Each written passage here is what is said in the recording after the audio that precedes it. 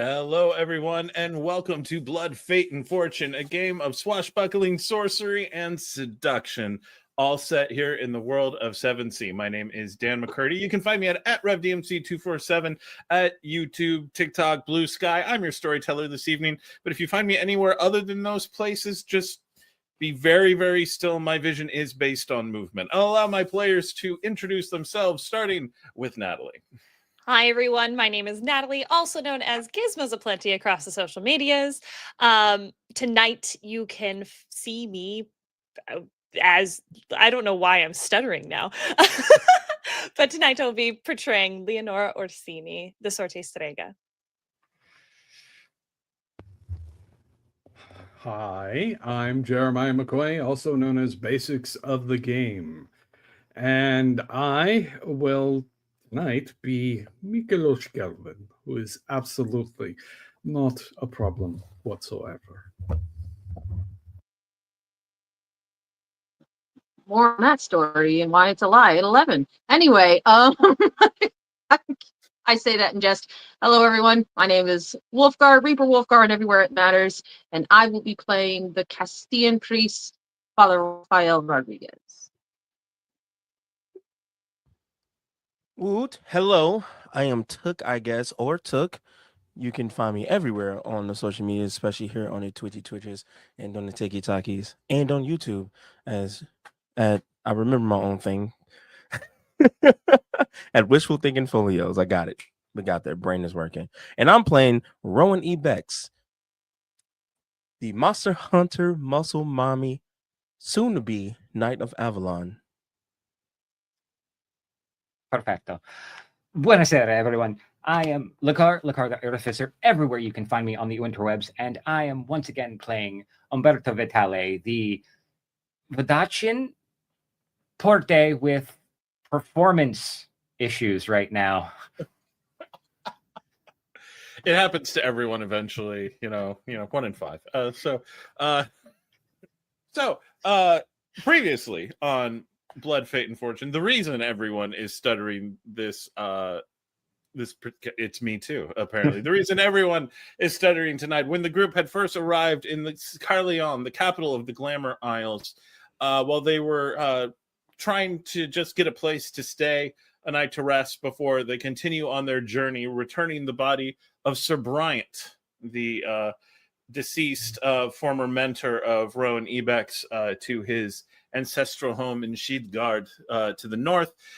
They were in a tavern called the Hanged Knight, where they stumbled on the performance of one Ivory, who quickly took an interest in the group and left most of them struggling for words and the like, with her various bits of flirtation. Also, striking very strong similarity to a woman Umberto had recently seen in a vision of his own ongoing split of his soul due to some of the magic that they encountered in the magical lighthouse. That's probably not a problem, though. As the evening progressed, Ivory continued to show her interest, and it was gradually revealed that she is also a Losajas, a figure in service to a Devai using their power, her believed, a Losajai who is focused on the power of passion and love and manipulating those emotions in other people.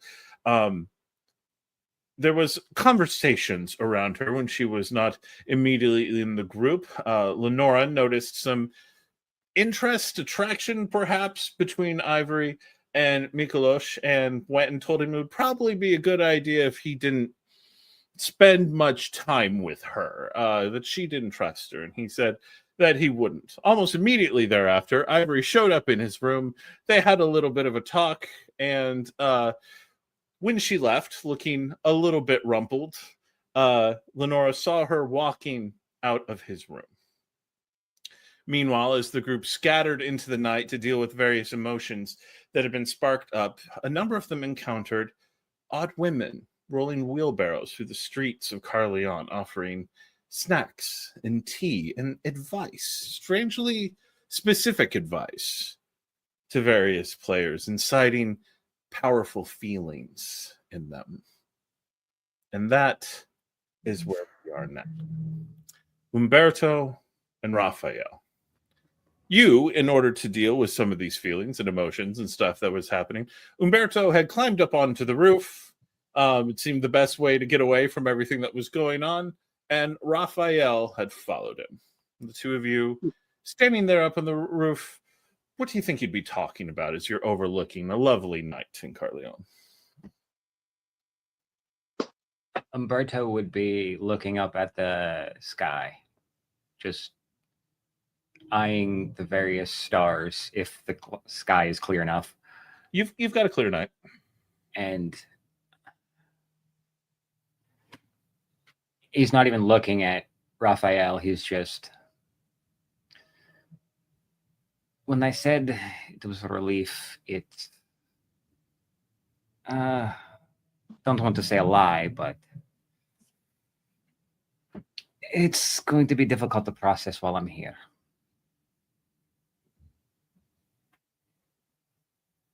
You understand why something that is part of your very nature is rendered inert, and trying to figure out how to function without it can be hard, especially when you haven't had food.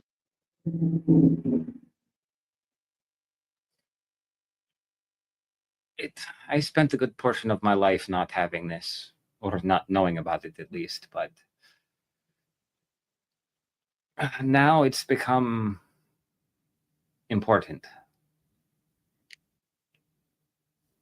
It's like... It's always important, because you are important. The only reason that it is important is because of you. You're the one that gives it importance.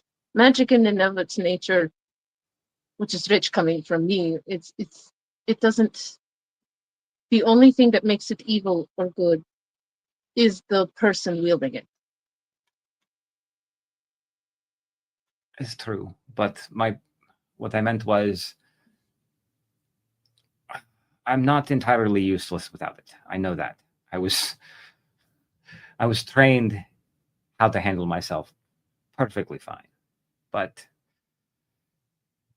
what if something happens? What if I'm halfway across the city and one of you need me? I can't get to any of you. Right now, I can't get to her. And stay close to us. You don't have to go off and scale the walls and see everything and have your pulse on everything alone. That's what this group here is for. Hello, my name is Umberto. Have we met? Hello, my name is Pot, and I'm looking at a kettle.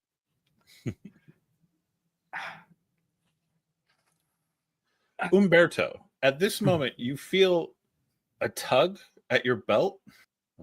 So anyway, as you look down, you see a small urchin's hand, a small child's hand coming out of your purse, holding the chess piece. And they look up, look at the thing, and dash. Oh, no. Oh, you could have picked anything, but why that, you little street urchin? And he is going to take off. All right, they are running remarkably quick, jumping from rooftop to rooftop. So we'll see how well you can follow them. Give me your finesse and athletics, unless you have something else you want me to put. Oh, no, that works for me. Okay.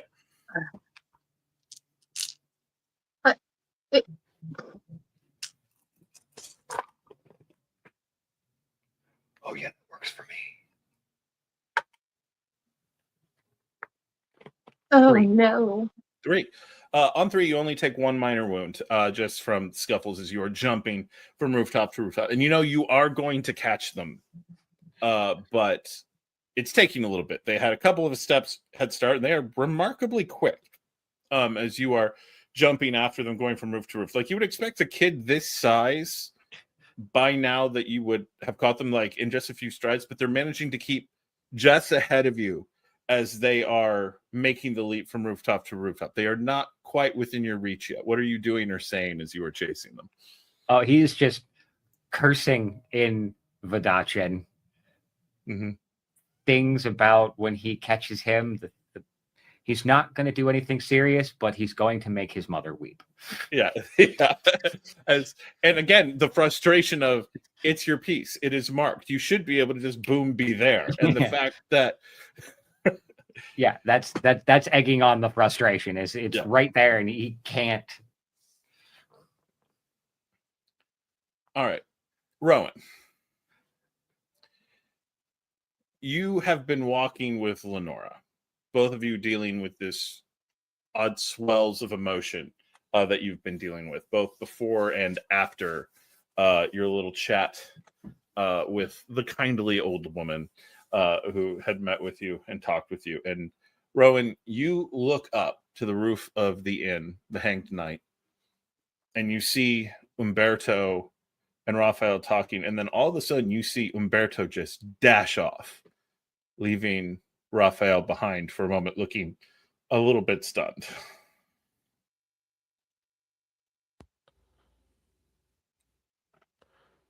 Ron will watch Umberto leave, but then focus immediately on Rafael, and then look at Leonora slightly, and then go, I need to go talk to Rafael for a second. You're gonna be okay for what you have to do? I suppose. I guess so. I just have to. I'll go this way. If you want to go in. She looks up. She's very confused, and she looks back at Rowan. Handle all of that. Could you also do me a favor? Because Let's see. it's gonna weigh me down, and she'll start to hand you her giant axe. Oh no! What is your brawn? Yeah, what is your brawn, by the way? It's a 2. All right, on a 2, you can hold it. You wouldn't be excited about needing to swing it in a competent way, but it's not. She hands you the axe, and you are immediately pinned under it. It's like a 20-pound axe. Mm-hmm. And she goes, "Yeah, you can. It's fine. It's durable. You can drag it if you need to. Just make sure it gets to your room or my room. Either one. I'll retrieve it. I'll see you in a bit. Okay." All right. Why not just go inside and come out through the window that they did? Obviously. That's not fun. And she's gonna like just turn and in clear like Castilian, she'll go, "Mi amor," and she will start climbing the fucking in to get to the roof. Yeah, this is Rowan straight grabbing stuff and pulling her up. It's almost all handholds on the way up. So go ahead and give me your brawn and athletics as you start scaling the side of the building. Okay. Rafael heart drops to his knees and he's not sure why. Brawn and athletics, right? Brawn and athletics. And this is a new roll, so flare on all of these rolls. That's 8 dice. Yeah, that's really good. Math. I forgot that I have to do math in this game. Fuck. Brain work. That's three raises with 1 left over. Do you want to sell it? No. Matter of fact, I never sell. You know what? Sure, I'll give you 1. Okay, cool. I'll take my hero point. Rowan runs up to the wall, and with 3, you're going to take a minor wound just from some cuts to your hand. This is not a ladder, but you are hauling back up. Now, real quick, Rafael, you have not spotted Rowan yet. All you've seen is Umberto get pickpocketed on a roof that by a kid that neither of you saw until the action had happened, and then dash off after this urchin. What are you doing? Realistically, if I can ask that this happen before he gets too terribly far, and it's just like, do you want help? So shouting after Umberto. Okay. Yeah. If we can have it happen. Okay, I'll be here. If you need anything, throw up a flare. Just Light the city That's on the fire if I'm angry. Okay. yeah, light the city on fire. Do whatever you have to. That's the only turn of phrase that came to my head in that moment. I don't know why, but we'll just All right. watch the path as because he doesn't see Rowan, but does he hear her? So as you were there watching Umberto move at a very good pace and still not catching this, by all appearances, little kid. And all of a sudden from below you hear "Mi amor." And like And I'll say that the light like catches her eye and it's like this deep red. And she's just climbing the fuck out of this building. Yeah, you see Rowan climbing towards you, and the only words that can describe the look on Rowan's face is hungry.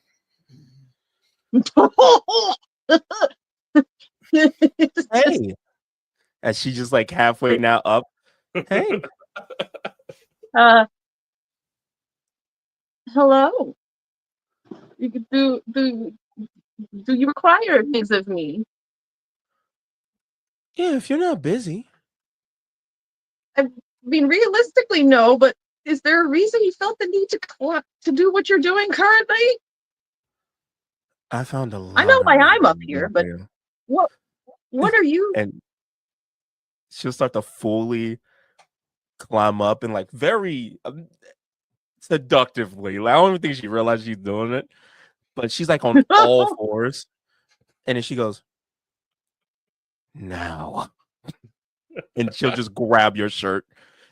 All right, Yeah. Raphael, you are on it like a roof like 2 stories up. You are not like obscured. Like there's line of sight issues if someone gets close to the building, but with any kind of distance, you are visible from street level.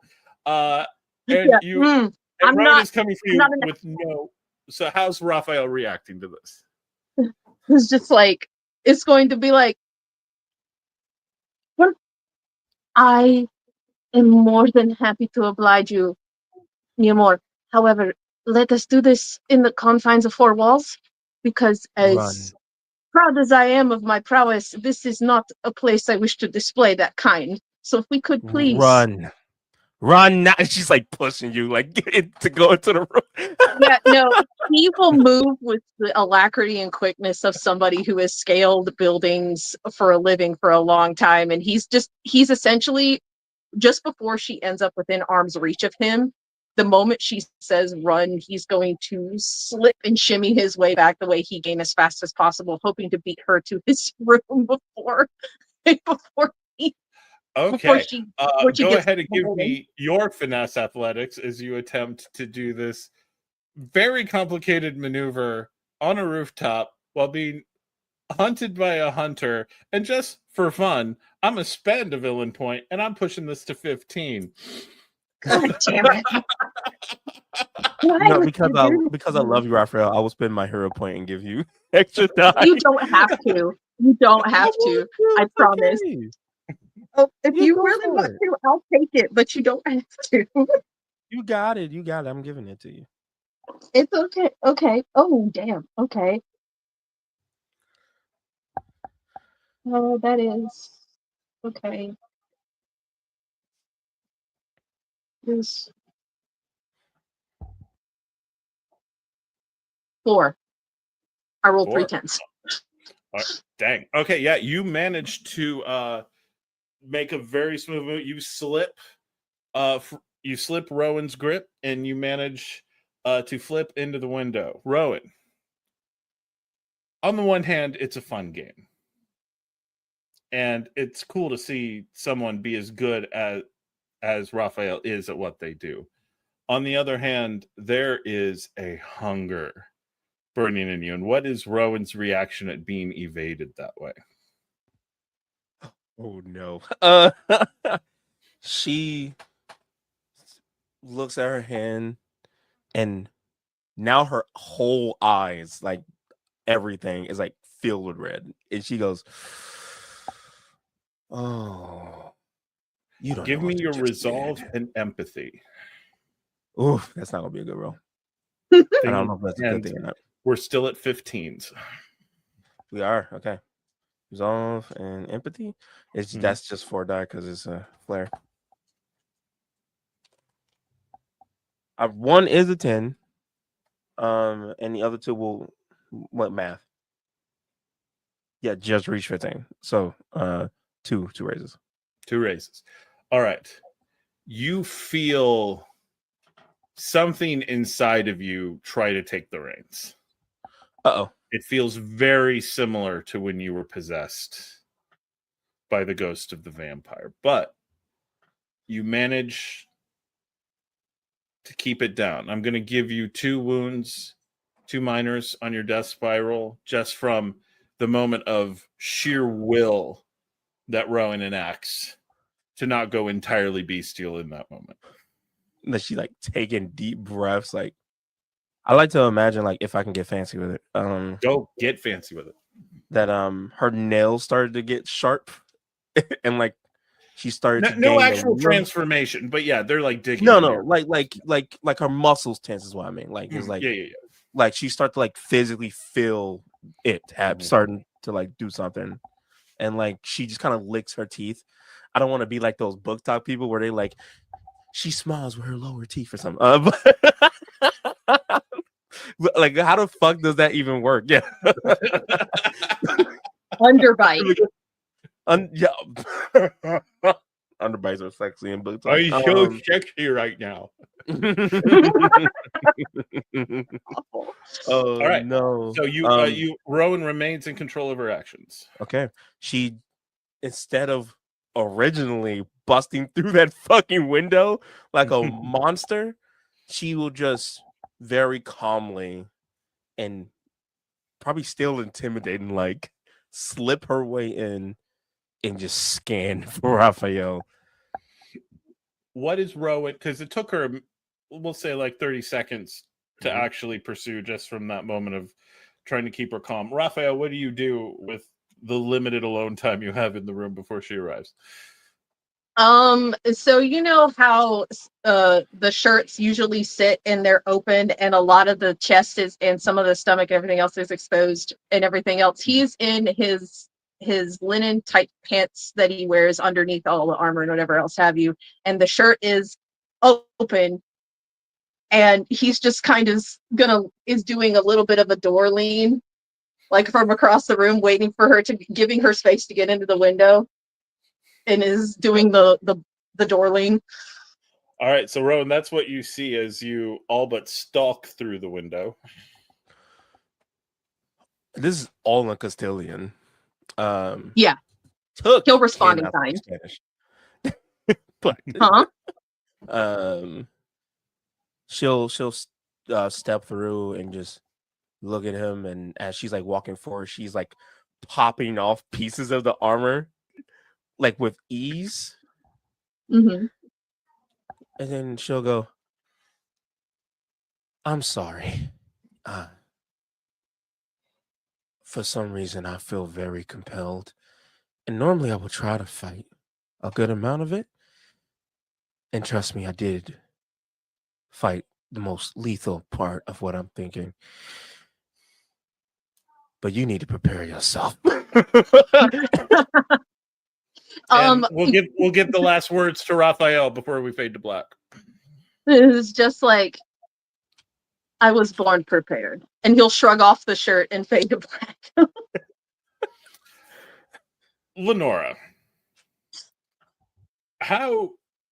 so you've been left with the axe and you watch Rowan go and just start scaling the building. What are you doing? For a minute I'm admiring just the sheer like determination and obviously success of Rowan scaling the wall just to get to Raphael. But then after a moment, she kind of turns her head and she will start to walk back to the inn with axe in hand. Mm-hmm. And I assume that the inn itself, like, it still has chairs and everything, like at the foyer sort of area, or the bar, I guess. Yeah. There isn't is- really like a foyer or vestibule, but there is. It's basically a big common room, and then the rooms are up top. Yeah. So she'll make her way over to the main room, and she'll take a moment over by one of the tables to catch her breath and put the axe down. Mm-hmm. Yeah, you are able to sit down and do that. The place is a lot quieter than it had been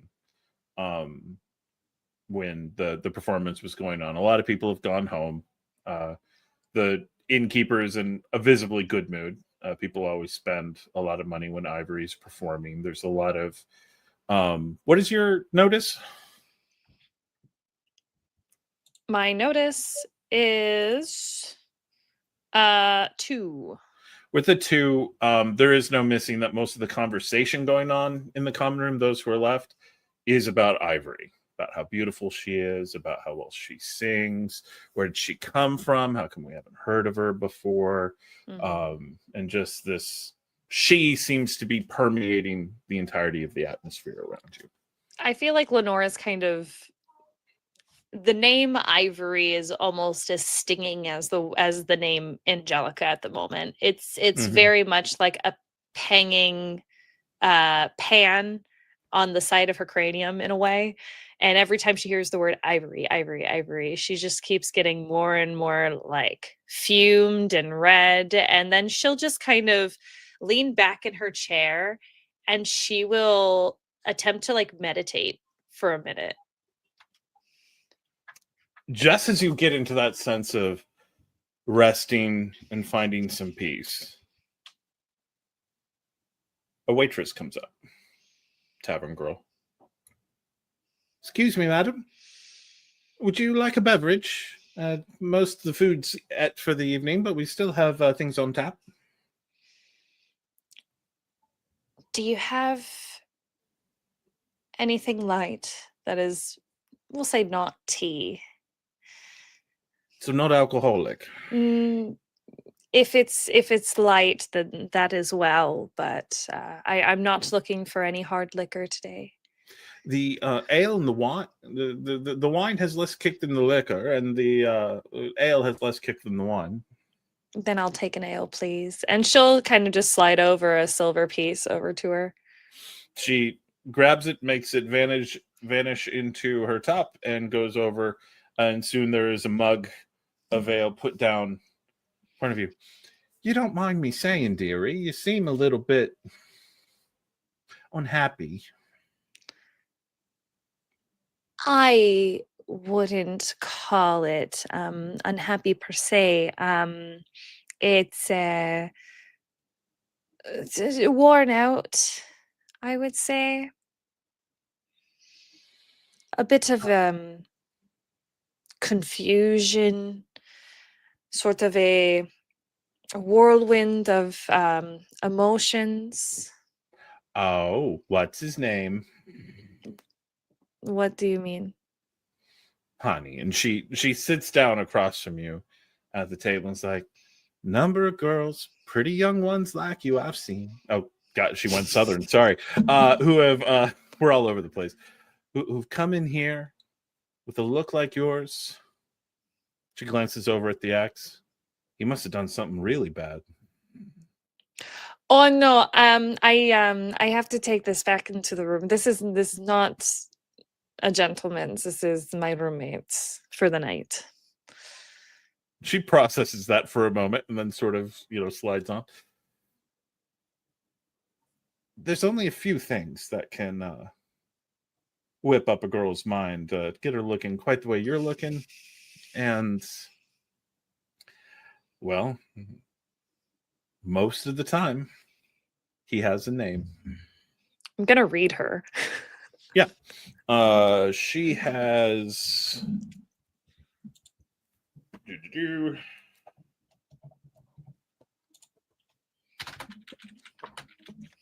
Oh, goodness. Okay, there it is. She has the witch and the sun. Ooh.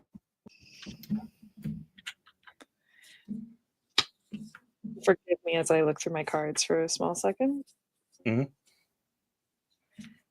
Because she's mostly reading to like kind of get to know to see if like she can trust her. And you see she has several threads going around the room. She's not a young woman. She's not old, but not a young woman. There's a clear thread to the innkeeper and a couple to some of the folks at the bar. You're guessing regulars. Mm-hmm. Well,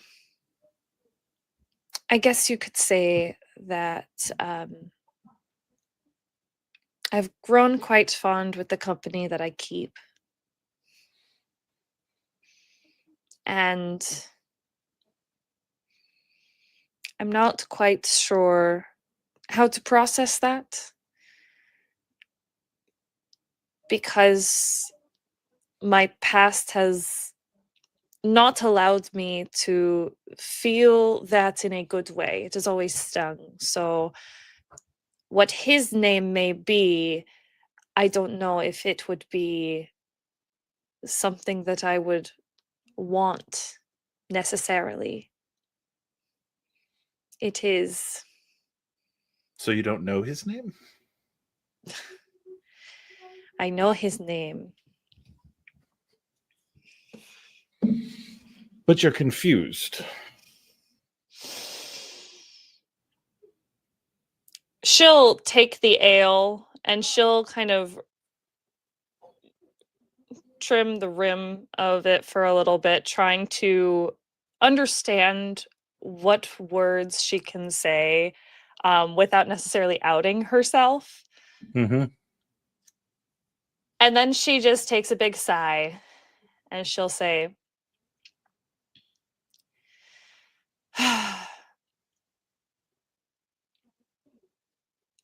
the man on my mind is Mykolas. That is his name. She Go ahead. tilts her head as you say the name. Oh, dearie. The way you say that name. Whatever trouble he's caused you, it's clearly not over yet. I don't think the trouble you say that he's caused me is even worth the trouble itself.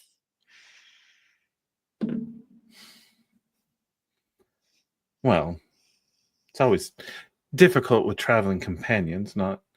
We have a lot of travelers come in here, not quite so far as Vidachi always, but you stick around here this evening. I'll keep an eye on you, and if he comes in, do you want him to leave you alone? I'll shoo him off if you want him to leave you alone. Question, is the tea affecting my answer? The desire to have the conversation with him is strong. Mm-hmm. It's not undelayable, but you have to have a talk with him at some point. Right. No, for sure. She's going to place her hand on top of the woman's and say, "Thank you, my dear. If he does enter this room, it is not something to be avoided. So I appreciate you looking after me, but you do not have to shoo him away." Okay. Well, if you let him come crawling back, you make sure you make him give you something pretty. Don't just go forgiving him for nothing now. Thank you. And she stands up and gets back into her work. Mykolas, Why, yes. you have been walking the city streets. You've had your tea. And you turn. As I recall, we ended with you thinking, yeah, I got to have that talk, right?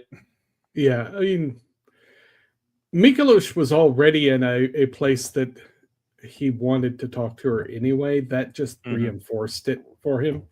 Like, after what happened, the thing that occurred to him is, I need to tell her what happened. That doesn't need to be something that should be kept as a secret. That Okay. wouldn't be honest. And then the tea just reinforced it. As you are looking around, you realize you've gotten a little bit turned around. Now you have direction sense, right? Yep. So you know which way the inn is, but the streets of these neighborhoods that you're in are really kind of weird, and you keep finding yourself veered off, and so it's taking you a little while. You're never getting too far off course. You're always heading more or less towards the inn, but there's a few odd places, odd turns you have to make, and there's a couple of times you pause because of your direction sense, and you're like, it feels like the streets are almost intentionally trying to turn you around. Like, if it wasn't for your direction sense, you're pretty sure you'd be lost by now. And there's always a way, but it's starting to feel, someone who's dealt with magic the likes of which you've dealt with, you're starting to get a little suspicious of what's going on around you.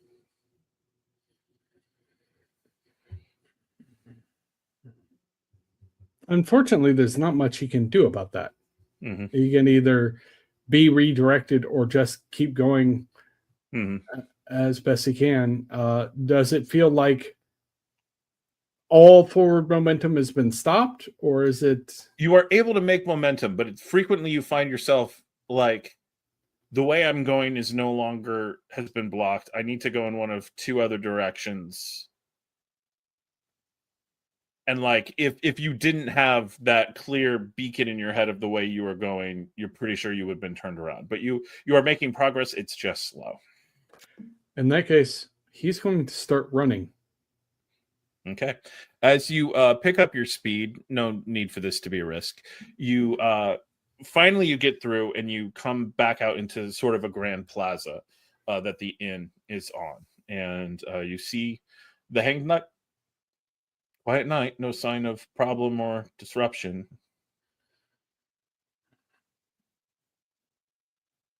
He will look around to see if she's outside first, just to make sure. No sign of Leonora as you are glancing around. And then As the night is getting later, fewer and fewer people are in the streets. There's some like folks who are tending the lights and things like that, but a couple people looking like they're doing business.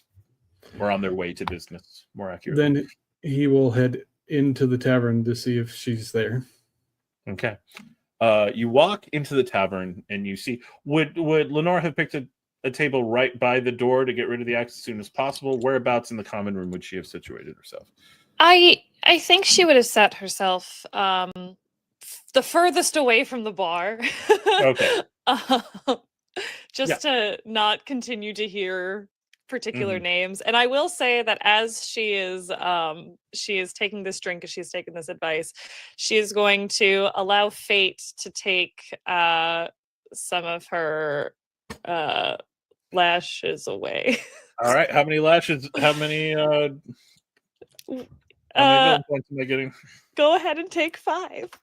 All righty then.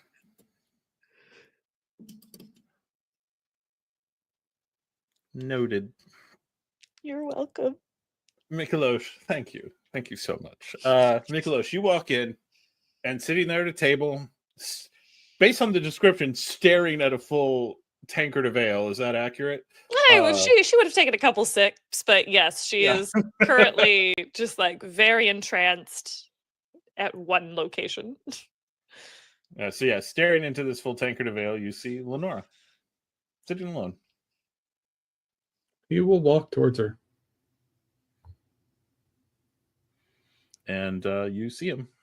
Oh, you do see kind of leaning against the wall next to her is Rowan's axe. I will say that Leonora, being in the state that she is and also releasing to fate, she's kind of has blinders on as she's focusing. And so she's doesn't necessarily notice your presence unless you make it known or come and take a seat. He's walking up to the table. He grabs a chair and sits in front of her. At this moment, I'm going to spend 2 of the villain points.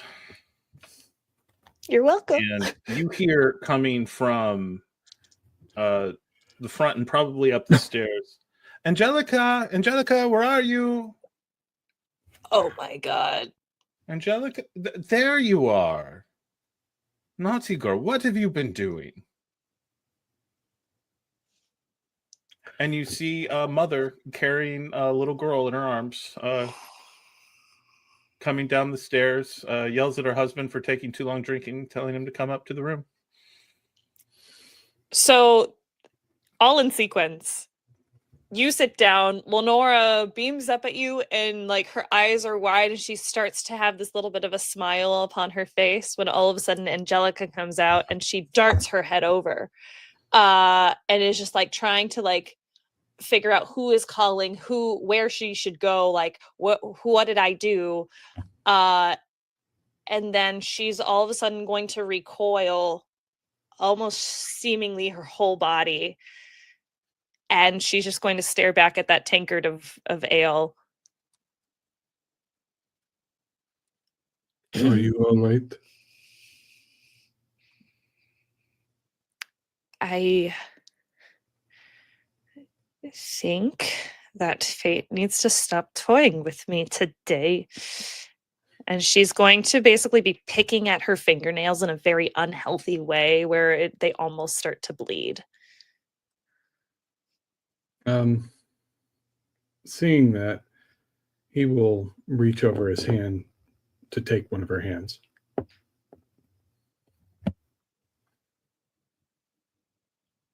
You're not alone.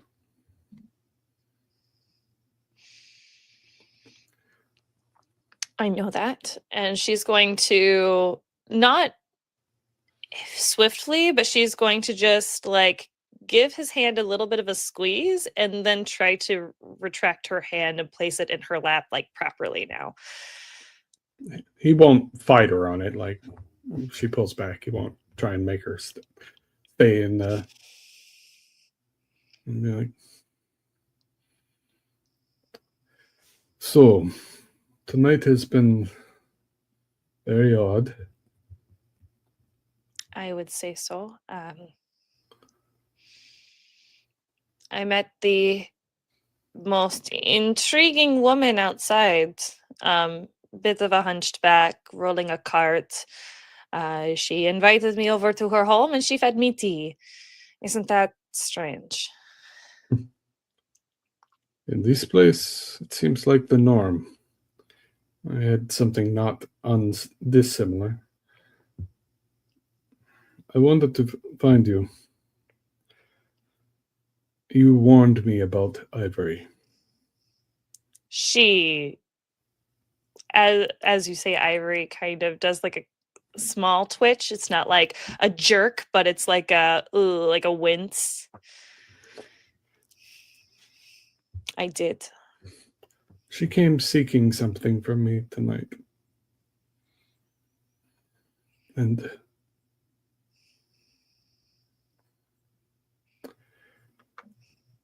I discovered something.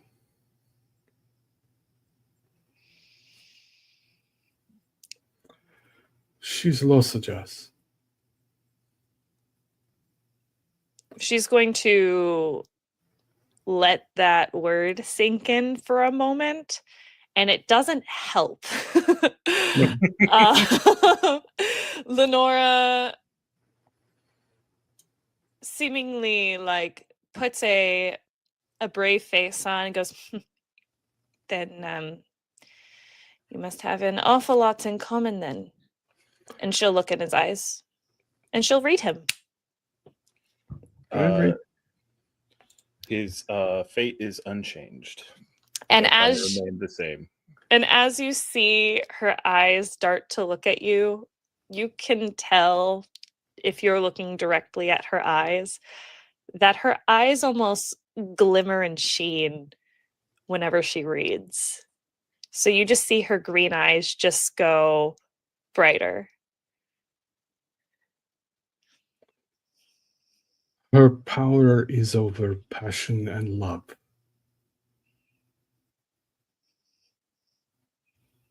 She's the one that caused the problems in Usura, I think. With Dimitri? Yes. She tried to pull me as well. I denied her. I sent her away. She has not broken eye contact with you that whole time, and now that her reading has kind of done everything that it could, she is frustrated because she doesn't know how to tell if you're lying. Lenora, in fact, give me your wits and empathy. Ooh, wits. And remember, Actually, we are at 15s. that's great. At 15s, huh? Yeah, Cool. that's fine. Okay, so hold on one second. I get 1, 2, 3, 4, 5. Plus flair. Oh, that's not good at all. Okay. Oh, but look, my flair dice was a 10. Nice. Okay. Wait, 6 dice is not a bad pull. No, but with 15s, I got 2. Okay. With 2. You have Vidachi knows distrust. Vidachi knows jealousy. Vidachi, like, the talk of people around you was always about how, you know, what he did here or what she did here and stuff like that. And those voices are a chorus in the back of your head right now. Oh, sure, he sent her away. Her clothes just got rumpled, you know, in the conversation. Like, all of that is a litany. You are able to work through it to the point where you're fairly certain you believe him. From what you know of Mykolas, this does not, to you, look like Mykolas lying. Mm-hmm. However, I'm going to give you 2 minor wounds just from the headache all of that processing is giving you. That's fair. But you are good enough at empathy, and you're reading of him now that if this is him lying, you don't know that he'd be this good of a liar. And she'll have taken all this in. She looks at him in the eyes and said, "You said you'd never lie to me." I never would. Her eyes grow a little bit like duller, I guess her natural green, as she blinks and she says, "Then I apologize for the overreaction." No. She was dangerous. And she wanted something from me. Actually, I almost killed her. That would have been very bad. I know. I told her to go away or I would. Mykolas, you know the closest thing, even though everyone says the farthest thing from love is hate. I know. She tried to use her powers on me. I understand. And I believe you. Then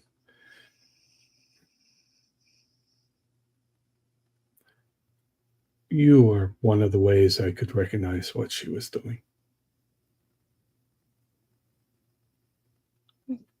How do you mean?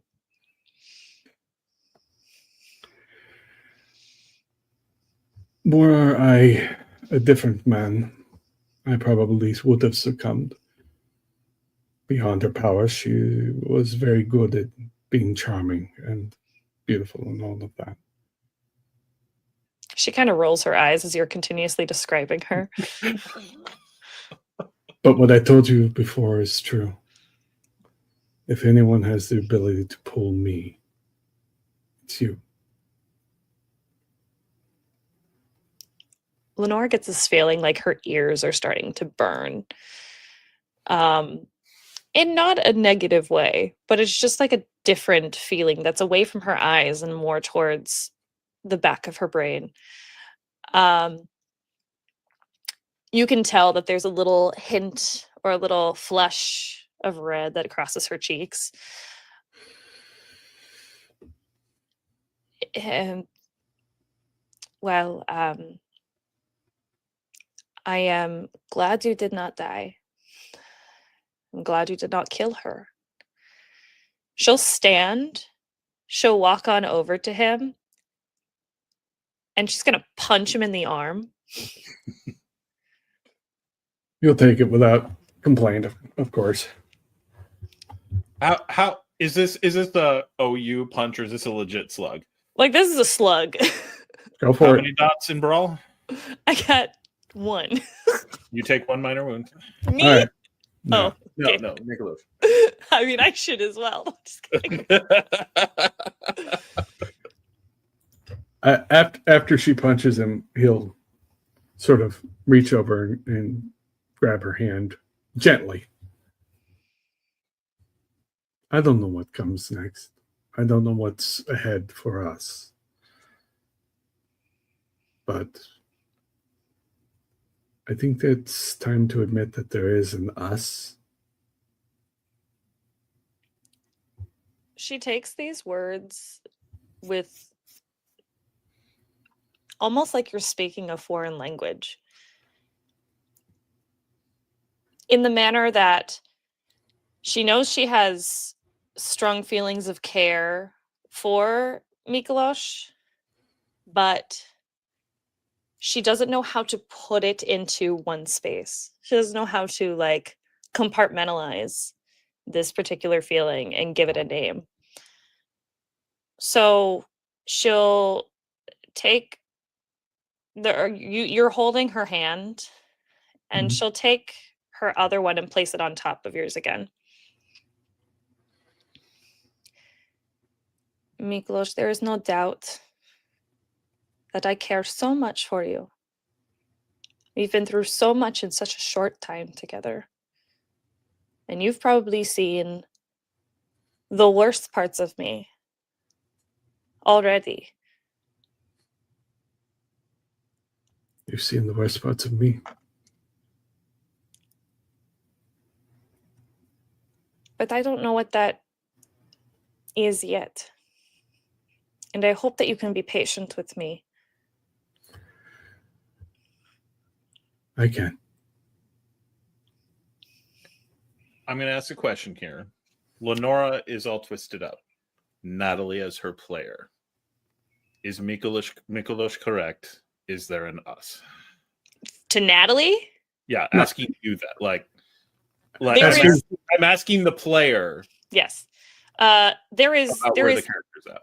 absolute potential. Mhm. There is definitely chemistry there.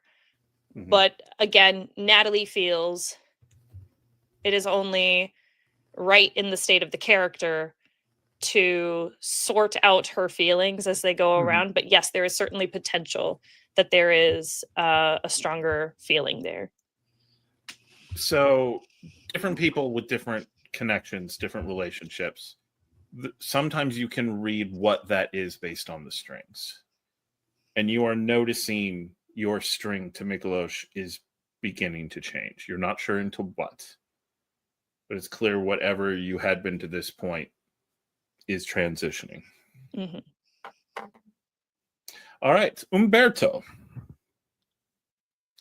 You are dashing as fast as you can over the rooftops. And again, this kid is just staying out of your reach, moving faster than you expect anyone that size could, and not getting tired. He's starting to get really frustrated. He's just yelling. Suddenly he's just speaking the common, "Come on, kid, please. I need that. It's important." Stopping on the rooftop across an alley, so you haven't jumped over to that roof yet. They skid to a stop and turn to look at you. Why? It has great meaning to me for someone that I lost a long time ago. Flip it up in the air. I was just expecting coins. This is interesting. Then how about the trade? What do you got? He's going to reach into his pouch and produce. He's going to hold his hand up, but he's going to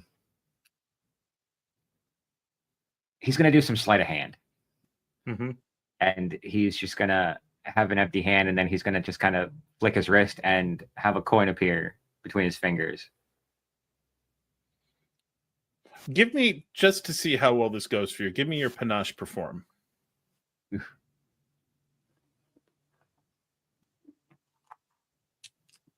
still on 15s, aren't we? We are still on 15s. Just giving everyone. And their I'll tell you shot. this, it ain't going to go well. I'm sorry.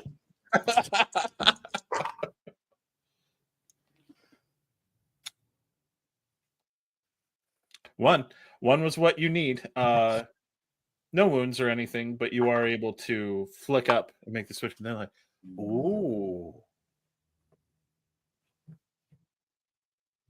Could you like make this disappear from my hand and make it appear in yours?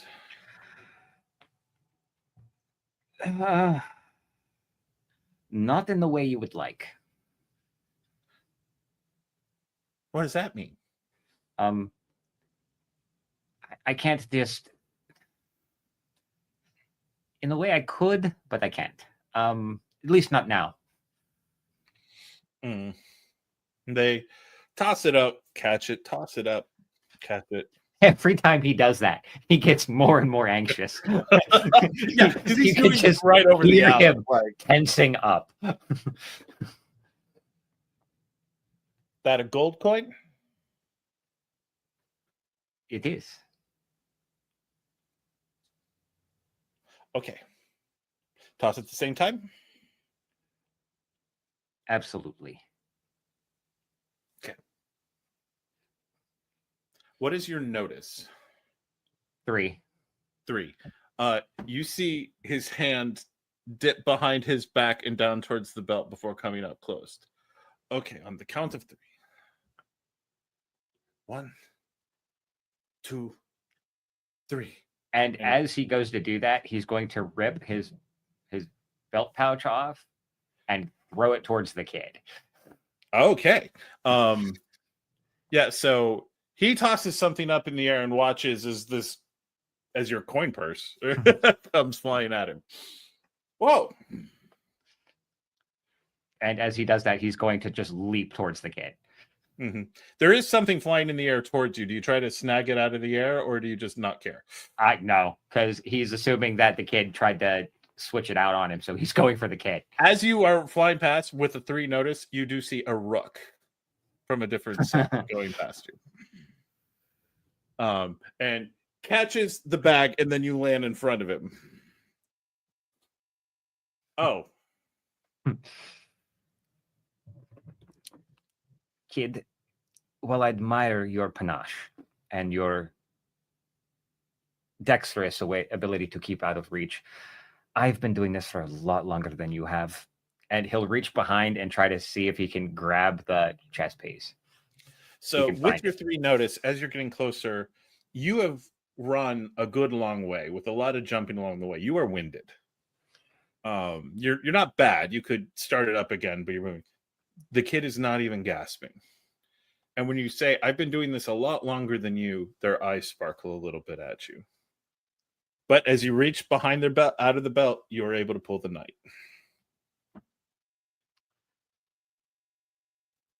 And he'll kind of look at it, and then he'll look at the kid. And then he just kind of like, wait a minute, this kid, he doesn't even look like he was trying. Consider that a finder's fee for finding my piece. How about that? They toss it up, and it vanishes. You're good at playing.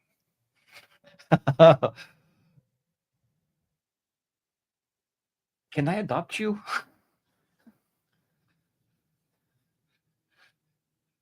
My queen wouldn't be very happy. But sometimes she likes jokes and games. Do you like games? And he'll kind of hold out the piece again. I loved playing games with my queen. That is what this means to me. He turns around, and on what looked to be a chimney coming out of the roof, you see a table with a chessboard on it.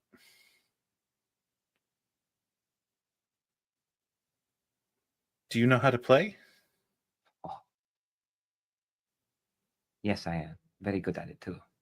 But seeing that, I suppose you're going to give me a run for my coin. Well, you've already given me your coin. And you gave me quite a run. He walks over to the board and is kind of up on his tiptoes looking at it. So, if you're the Black Knight, and he picks up one of the Black Knight pieces from that board, and this is the Black Queen, and he puts down the piece. Who are your other companions? The big one. Which one's the big one? Oh. Roan? Oh. Oh. Roan? Roan would be a rook. White or black? Oh, white. This is our home. They pull out a rook, and as they put it down, it looks almost more like a cup than a tower.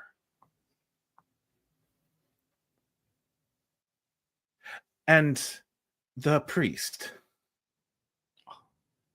Definitely a bishop. White or black? I don't think there is a spot of black in that man's soul. What of the soldier? Oh. Well, I would say that he would probably also be a knight, although he would call himself a pawn, considering. That's the fun thing about pawns. Pulls one up, and in his hand it transforms into a knight, transforms into a bishop, transforms into a queen, transforms back into a pawn, then settles on a knight, and he sets it down. And what of the witch?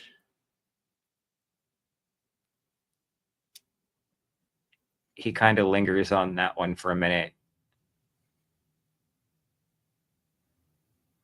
She would be a queen. When he goes to say that, he starts to say "my," and then he stops himself, and he goes, "She would be a queen." Only one queen left. And he goes and picks up the white queen. But you know what the funny thing is? I can get so confused. Picks up the black queen, holds them in his hands, back behind his back, pulls him out. 2 white queens. Back down, back behind his back. 2 black queens. And look, the white queen.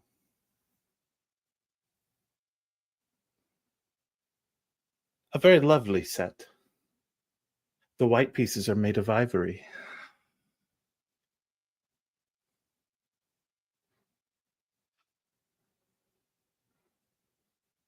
They're beautiful. You like chess pieces, yes? I like this one, but I am not unfavorable to the others. You would do well to take care of these.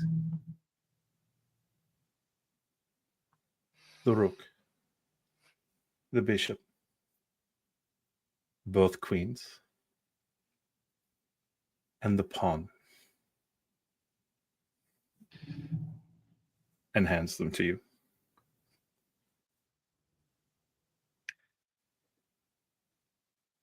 I just hope I'm around to take care of them. He looks at you closely. Oh, that's wrong. And he gestures to the knight.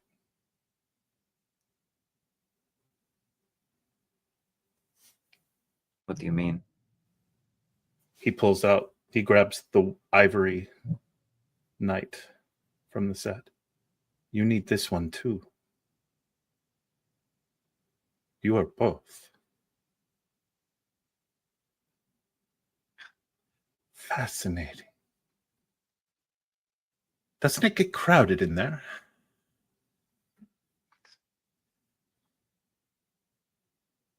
I've learned to live with all of the ghosts and the echoes in my head. Do you sing? Not in public. No one's watching but me. Would you sing a song? And he'll kind of look around and okay.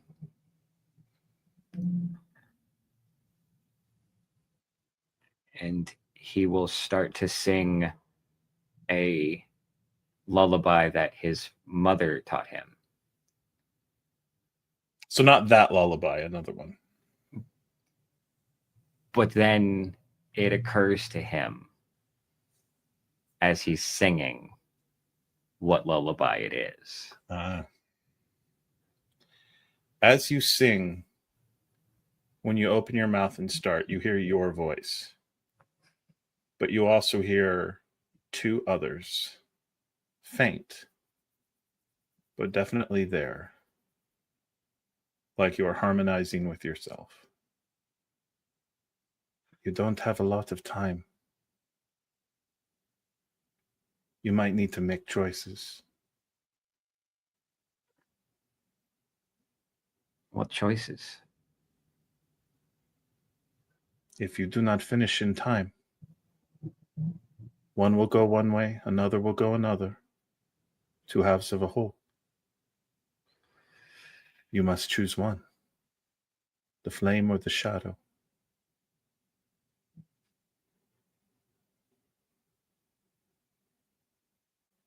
You don't have to choose now. But he gestures to the two knights.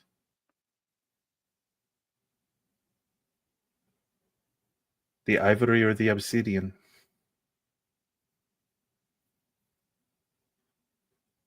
That is an easy choice.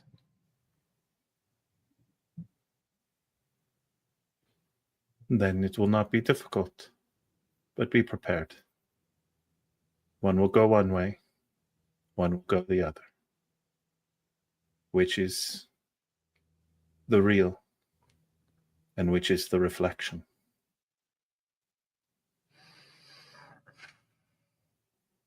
If you wish it to be healed, I do not have that magic.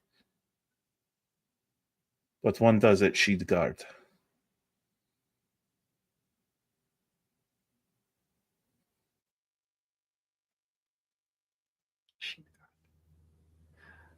And that is, you would know where you are headed. Yeah. Then I'm almost where I need to be. Good. He tosses up the coin pouch again, weighs it.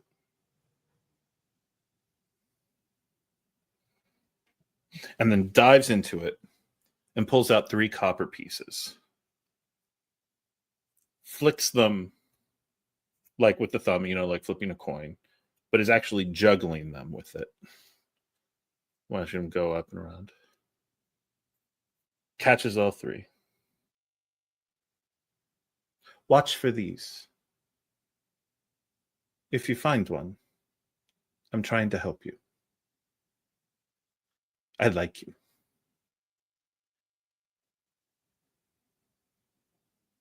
And I will admit, I've grown quite fond of you in the brief time I've met you.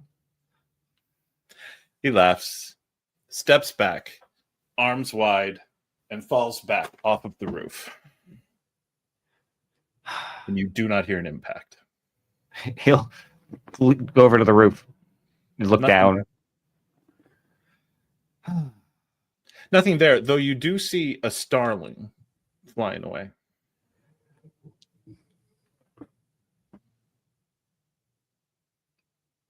Yep. I hope my first son is as dangerous and as crazy as you.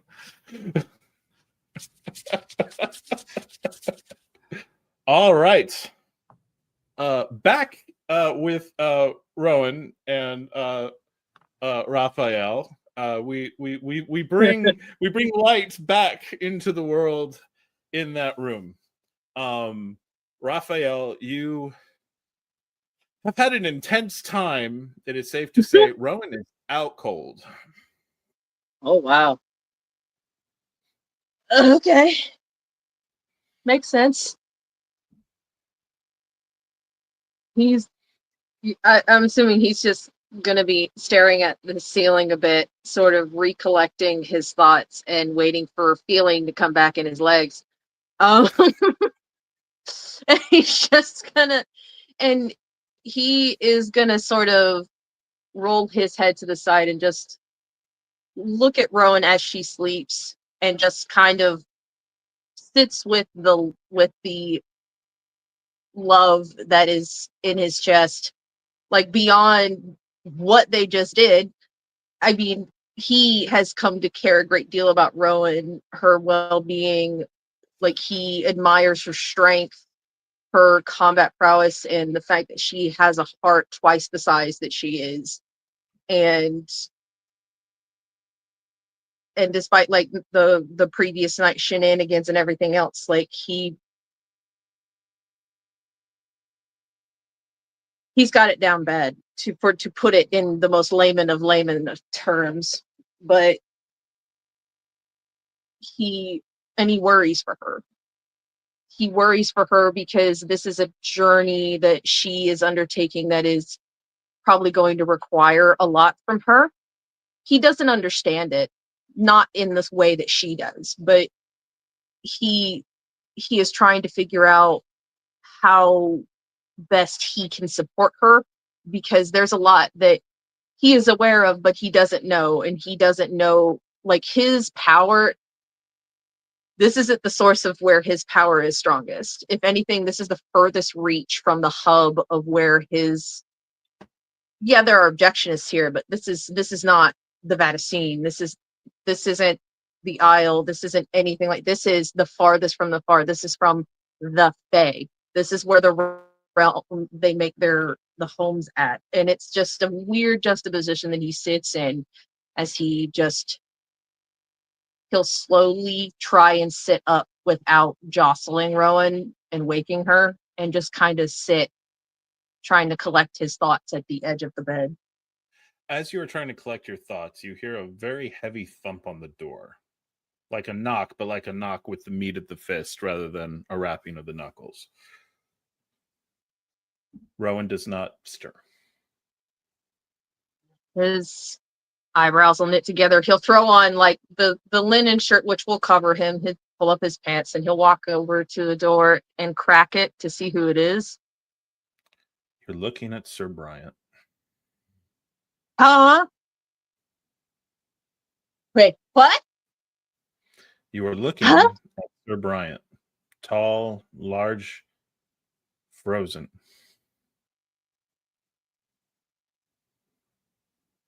He just, for lack of, he's just like, I don't. He's just going to. He's so at a loss what to do here. It's just like, can I? Yeah, no, like, he's gonna step out into the hallway what with is this. what is he wearing? What is Raphael He's wearing wearing? a shirt and pants. He is wearing a shirt and pants. He is not answering the door in the buff. I promise. Okay. He's You just step out into the looking at hallway. the. Yep. Can I help you with something? We've been traveling quite some time. Indeed, we have. We are nearing home. We are. It's only it's a few days travel, right? Hmm. Yes, we're only a few days from it now. How is my horse? Spoiled as anything. And He's my good. student? She's well as she can be, all things considered. She's been through a lot, but she's taking it in relative stride. I find her in bed with a Vaticine priest.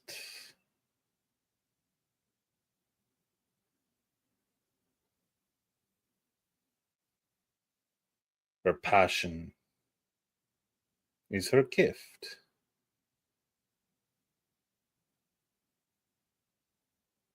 One of many things about her that is a gift, but yes. What is your notice, Raphael? 1. Something is scratching you as wrong. Beyond the fact that you're talking to a frozen corpse, Yeah. there's some other detail that's off, but you're having trouble pegging it. Yeah. This isn't the first time that Sir Bryant has woken up from his slumber, as it were, and spoken to Raphael. Case in point, what happened to you, Sura? Like, this isn't the first time, so it probably doesn't ping. Like, it pings, but it's kind of just one of those, maybe it's just the unnerving prospect of talking to a giant frozen corpse that's bothering him. So he's just kind of like,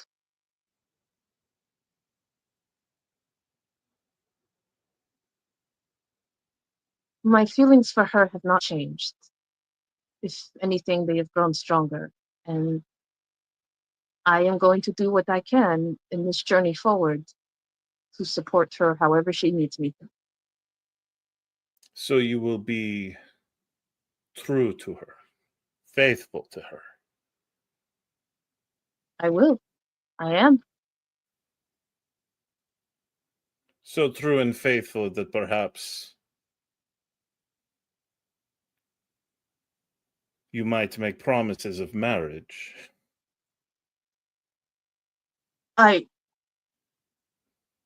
That is not outside of the realm of possibility. There's just so much going on now. I am not sure that now is an appropriate time to broach her about the subject. Yes, it is typically preferable to break off one engagement before beginning another one. Excuse me?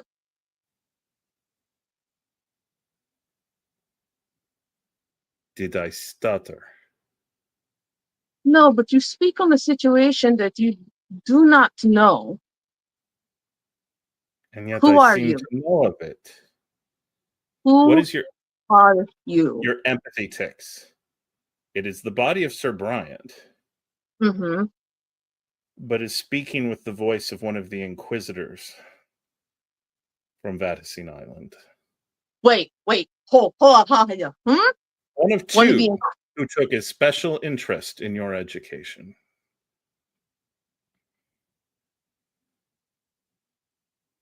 Wait, what?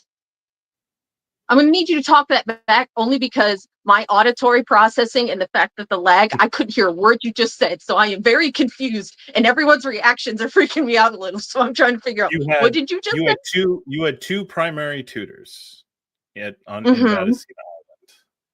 One of whom taught you the ways of the Second Prophet. Another of whom was recruiting you for the Inquisition. And that is the voice you are hearing Oh, from Sir Bryant's mouth. you Imagine have my a disappointment. And Bryant's huge hand is placed on your chest and pushes you back through the door into the bedroom. You showed so much potential. And yet here you are with an objectionist whore and witches and blood sorcerers and devil worshippers. Is there anything left of the prophets in you at all? Was there ever anything of the prophets in you at all? there is more of the prophet in me than there is in you currently, and you have an awful lot of audacity walking around in the body of a man who is more of a man than you will ever hope to be. And make A no mistake, Thrall if you do not leave him and leave this room, I promise you, I will reach through wherever you are at and I will pull you out myself, and it will hurt the entire time. Oh, I have promises for you, Raphael. You think you can hurt me? We won't come for you. Your fiancé apparently wasn't enough, but these new friends. And you glance to the right, and you see Leonora nailed to the wall. You glance to the left, and you see Mykolas gagged and clearly heavily beaten and lashed. A bit of blood drops onto your hand, and you look up, and you see Umberto cut and bleeding. No. And turn around. Look into the sinner's bed you held.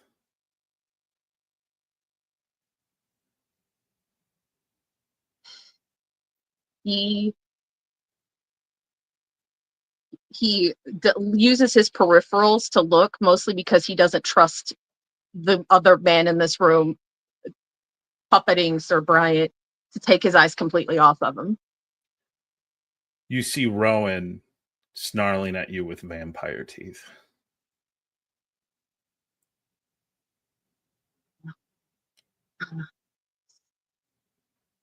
And he goes, We're coming for you. We're coming for them. And we've just gotten a really good clue.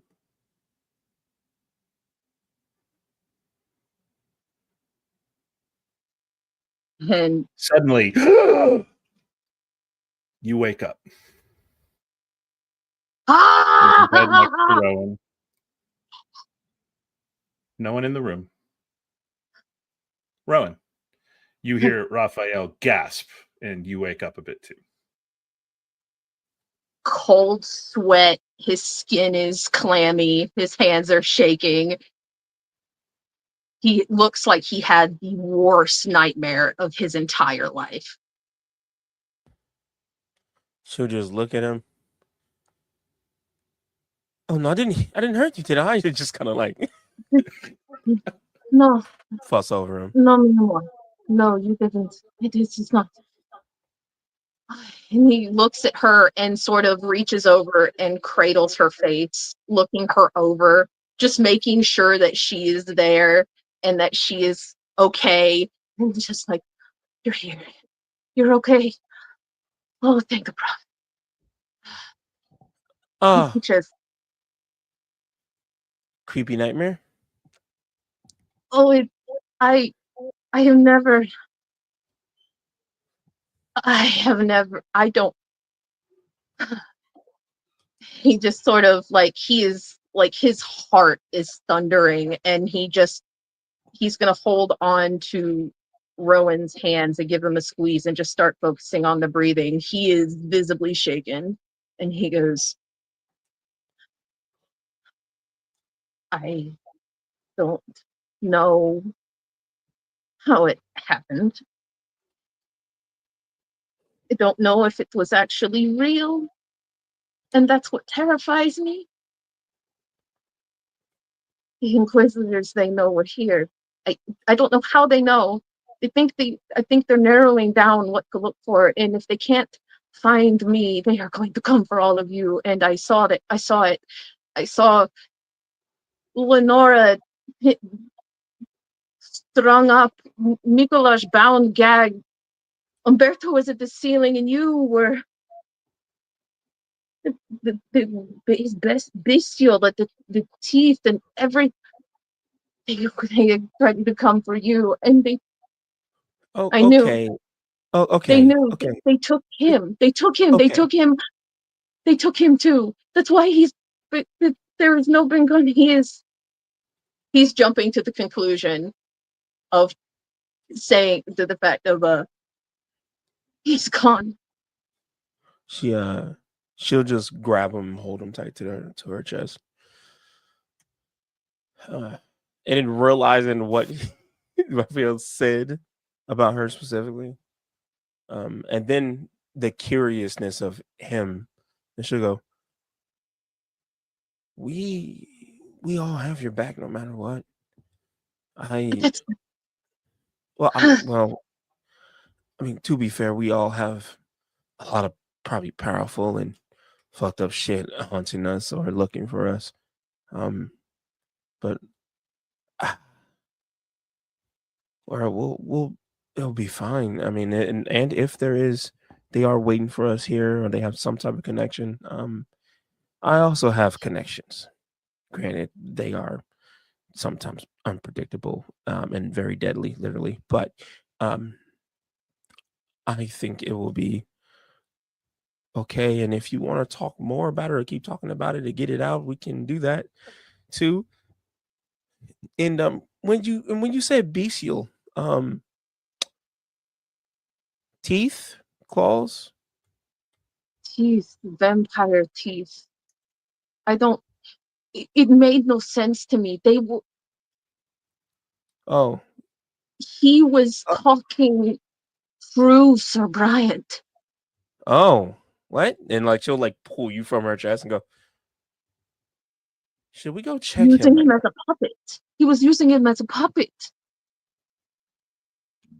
Okay. Raphael, as you say that out loud,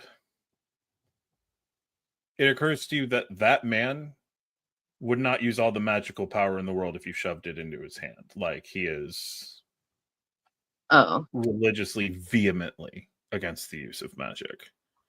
Then again, there's been corruption in the Inquisition before.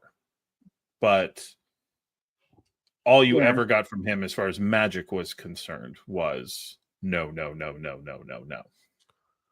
Yeah. He goes, like, doesn't wait. And he sort of runs his hands back through his hair and joins his hands at the back of his head, and he just goes, but he wouldn't use that requires magic. He doesn't. And what they said, this makes no sense. This isn't right. Is this this is your first time in Avalon, right? Technically, yes. This place has a way of bringing out dreams and thoughts and emotions. And as she's like saying that, it's starting to kind of click in her head a bit more. And she's like, and then she goes, it can make that emotion more intense than normal, and dreams and visions more intense than normal. So I think you'll be fine. But it is good to be cautious because a lot of times there are truth to those visions, feelings, and things.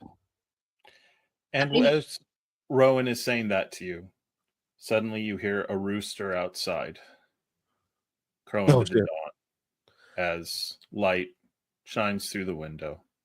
All of you, having found some rest and sleep in the night in your various rooms and stuff like that, have wake up to a new day, the city of Carleon going about his business and ready to begin your trip to Sidhegaard.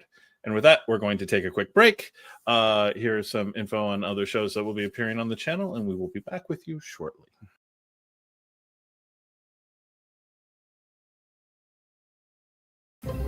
From behind one of the chests in the room, Newt sticks her head out.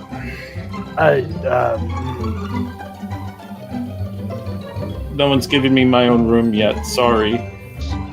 You know who's going to look out for you now? The 5 of us, including lovely Miss Verity over there. And her soon-to-be boyfriend, Demetrius, but they won't tell each other.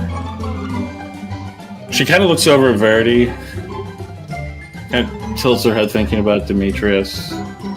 He's nice. See? He's nice. Go ahead. Tell the kid that he's not nice. Do it, Mel. Do it. Struggle's real. He's nice. I want you to remember, Mouse. You were the one who looked at me. We're keeping Newt.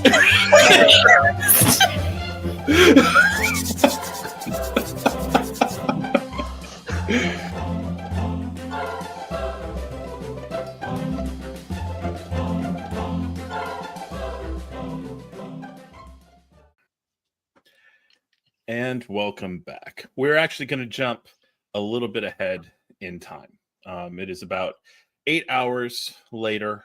All of you woke up pretty early and were able to get things together.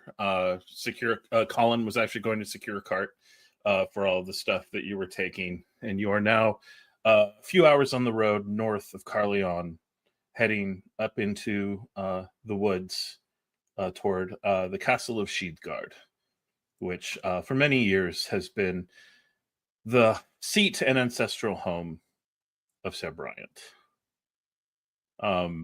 You all went through a lot. How has this trip been going for you all as you are riding along? And who is riding? Who's in a cart? The only horse you all had explicit possession of was Persepolis.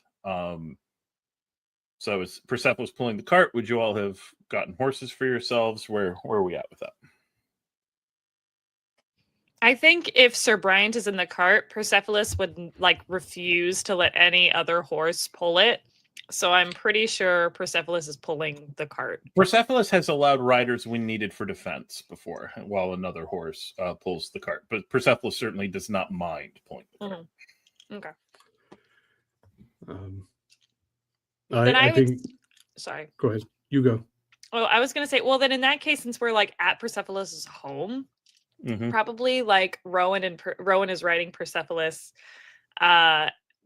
basically taking the lead while there's maybe 1 or 2 other horses, and then the cart. Okay.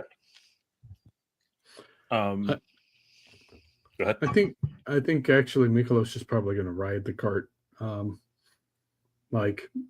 The frozen body is sustained by his power at this point, so he's just. We're getting near the end, so he's a little sensitive to it, I guess. There's actually a sheen, almost like hoarfrost, over the body. The ice has now been there for some time, and it looks like the outer layer has melted and refrozen and melted and refrozen over and over and over again, and so it has that kind of sparkly aspect to it as you are all moving along. How's Umberto doing after everything in this new collection of chess pieces he is in possession of? First, he had to find a way to pocket them because his belt pouch is now gone. So he is actually hanging off the back of the cart, just kind of sitting down at the back of the cart, and he's just not. He hasn't really said anything to anybody, but he's kind of just playing with the. He's playing with the queen, the Black Queen. Just kind of looking at it and just side-eyeing where they're going, and hasn't really spoken. So we know that Raphael and Rowan had troubled sleep, I think might be the way to put it. How does everyone else feel like they slept the night before? think Lenore would have felt pretty okay after the conversation with Mykolas. Definitely would have slept better than if that conversation probably didn't happen. And she is feeling rested and determined to continue through this particular part of the mission. So she's going to opt to actually steer the cart. Mm-hmm. I think Mykolas actually probably had he had a good night's sleep, though probably troubled dreams. Mm-hmm. Like he went to bed with a sort of wondering it, finally actually telling her that he cared about her, and also feeling good about it. So he probably went to sleep relatively peacefully, but probably had some bad dreams. Okay.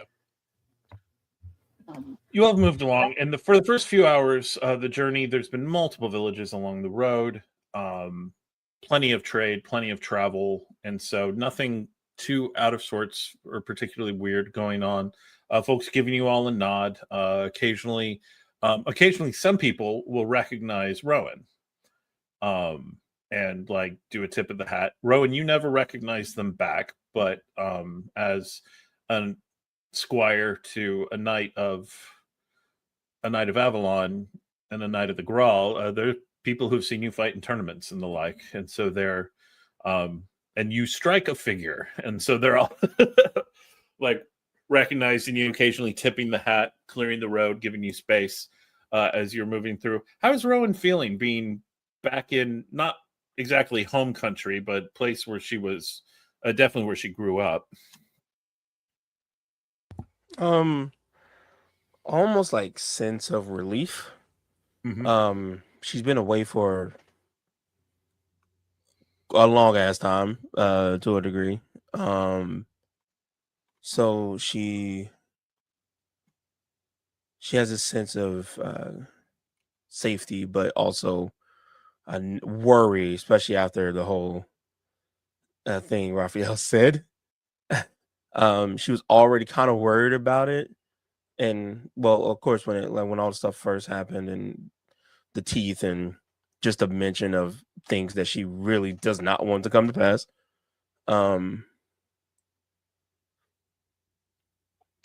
At the moment, I'll say like maybe like because it takes like a few days for us to get to where we're going, right? Like the first day or two, she's just chilling, but she started to think more and more about what happened, and then also the very last thing that happened when she left. So she's just, I don't know, like not feeling bad or anything like that, just like in a state of just being there and in the moment. You all are going along, and the country is proceeding to get more and more wild. Oh, Jeremiah, did you have something? Yeah.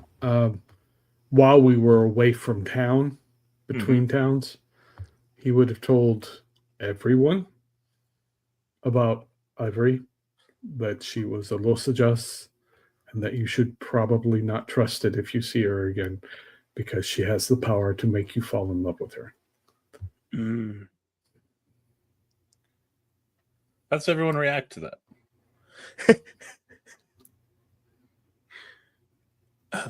I know Rowan gives the look of nice at first, but then realizing how bad that is, she's like,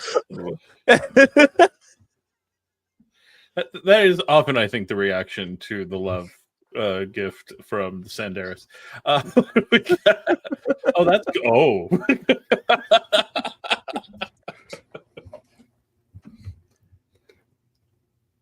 What is Lenora's reaction when the name gets mentioned again? Oh, I mean, Mykolas will recall the story, and then she'll like pipe in every once in a while, even though I told him not to. I warned him about her. I already knew she was bad. She might be beautiful, but whatever. Shut up about Ivory already. So she's like, which queen were you playing with, Umberto? He had the black one in his hand. Oh, okay. All right. The white one gets shoved further down in the Suddenly it turns white. I don't know how that happened. That's weird. And how has Raphael been reacting? Because that was a serious nightmare. Yeah, no, Raphael has probably been the quietest he has been the entire time. He made the purchase to get a horse for himself because he does not feel comfortable being in the cart with that body at all after last night. Not that he can't necessarily separate that, but he's just trying to give that a wide berth, and he is riding support to Rowan off to her right. He is very clearly letting her be the one that takes point, takes lead, and everything else. But he has been uncharacteristically quiet and is just kind of been keeping an eye on the horizon and watching all of the social the social things that have been happening with Rowan and stuff. He's taking note of it, but he's kind of sort of gone the. He's also put away most of his obvious paraphernalia. Like he doesn't look like a priest right now. His symbol is nearby in a pocket, but it's not around his neck. He's not in his vestments. He is in the typical travel armor clothes that he typically wears. So Gotcha. That's how he is presenting as they have been moving through all of this. All right. Driving along, moving, you're getting into more and more wild country. The woods are getting thicker. Villages are farther and farther behind. Even cultivated fields. It's been a while since you've seen one. You're out in the wild, and you come up upon a river that is rushing across the road, and there's a bridge that it is crossing. And sitting on a horse in the middle of the bridge is a knight clad in black and green armor, covered from head to foot. Fairly old-fashioned in this time, but still known to exist in the Glamour Isles. Looks up, looks at the cart, and then the head, and there's a visor, and you can't really see the eyes on the inside of the visor. Turns to Rowan. Do you lead this band?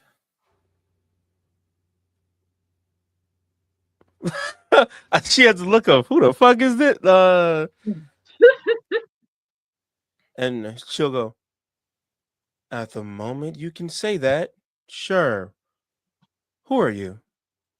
What is You it? ride like you are a knight. Are you one?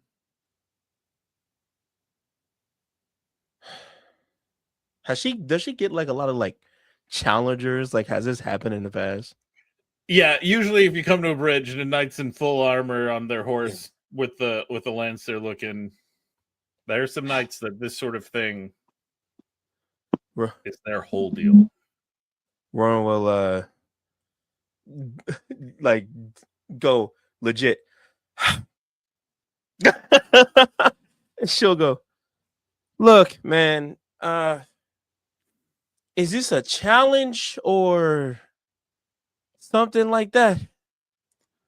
Because Only if you wish to pass the bridge.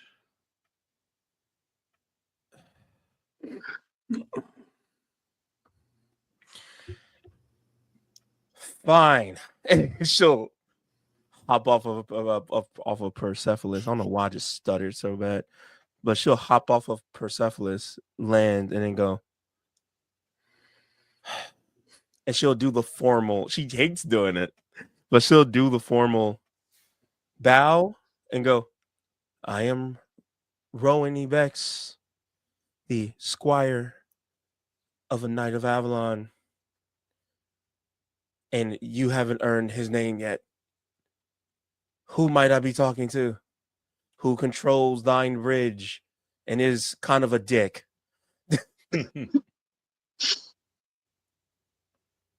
I am Sir Alamore. Who the fuck is that? You vaguely recognize the name from a minor barony, probably somewhere in this area. Sir Alamore. Do I you read prefer him. the sword or the lance? Usually I say axe and say fuck your rules, but I think today, if you wish, sword. Very well. Is most of your armor missing? My armor, I'm not gonna need it, dude. You're so certain, are you? Okay.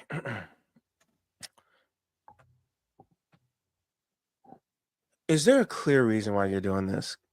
Because I'm not taking it seriously because this happens The a hero lot. and the emperor, Natalie. Because this happens a lot. And I don't want to be disrespectful, even though I am a very disrespectful person. So I will take you seriously for the moment. But if I'm being honest, I'm not going to need the rest of my armor because I don't usually wear it. But if you would like, and out of the niceness of my heart, I can put the rest on. If you are so certain, perhaps we could make a wager of it. Oh, fucking. It's just like, at this point, I think everyone has seen her expressions before. She's starting to get like irritated about the guy. And she'll go, okay, what is the wager? Wager. I can English. I will make a deal with you. You will get a free shot with your axe, if you will. If you can cut off my head, you are the victor. Everything I have is yours. If I survive your blow, you return here to this very bridge in a year, and I return the favor.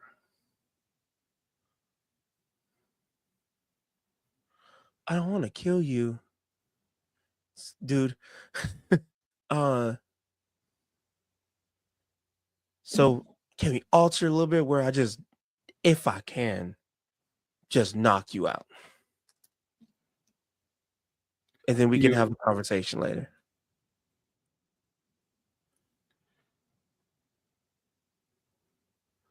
My deal is as stands. If you've any honor, you'll take it.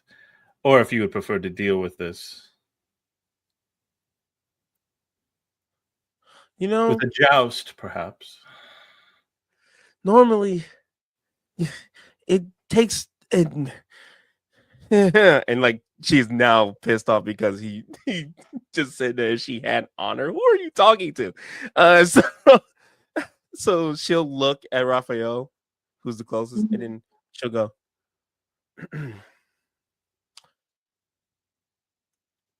I don't want to kill him, but I just might. Please Is watch my back.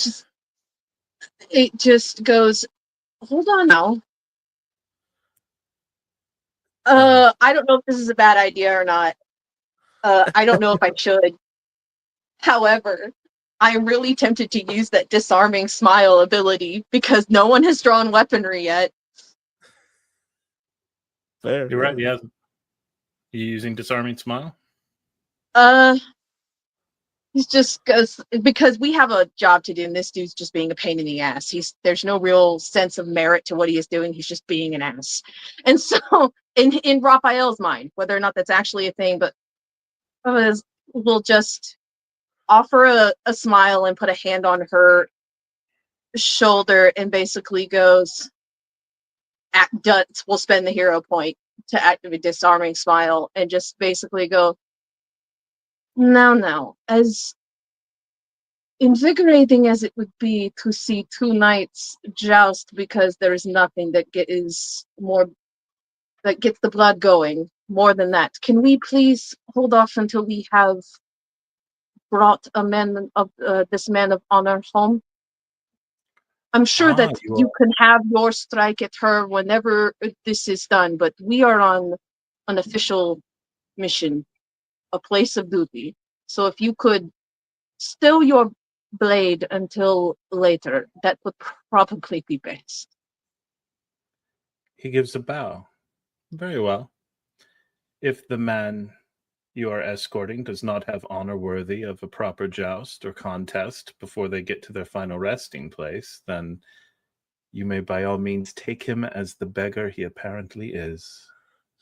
Roan grips Raphael's thigh like intensely. Take a minor wound there, You know what this Raphael. is? There's a lot of brawn behind that grip. Yeah, no, he'll take whatever it takes, but he'll just, it's that moment from Lilo and Stitch where Stitch is holding Lilo back, and then the Myrtle insults her mother, and then it's just like, nah, you know what? It's just like, he will lean right. down and whisper in her ear,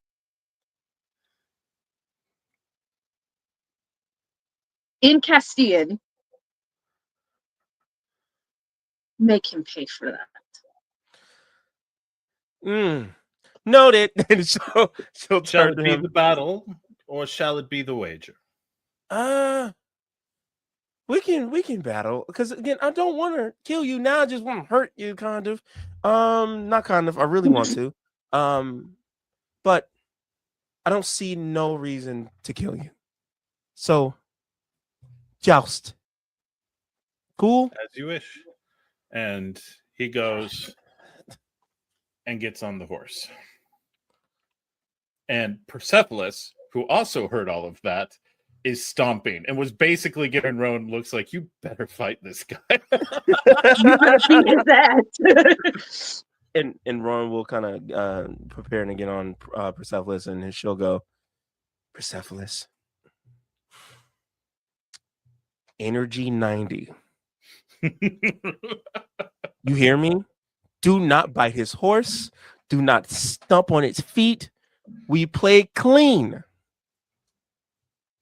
Okay, but how clean? Persepolis If I is- can, How clean is how clean?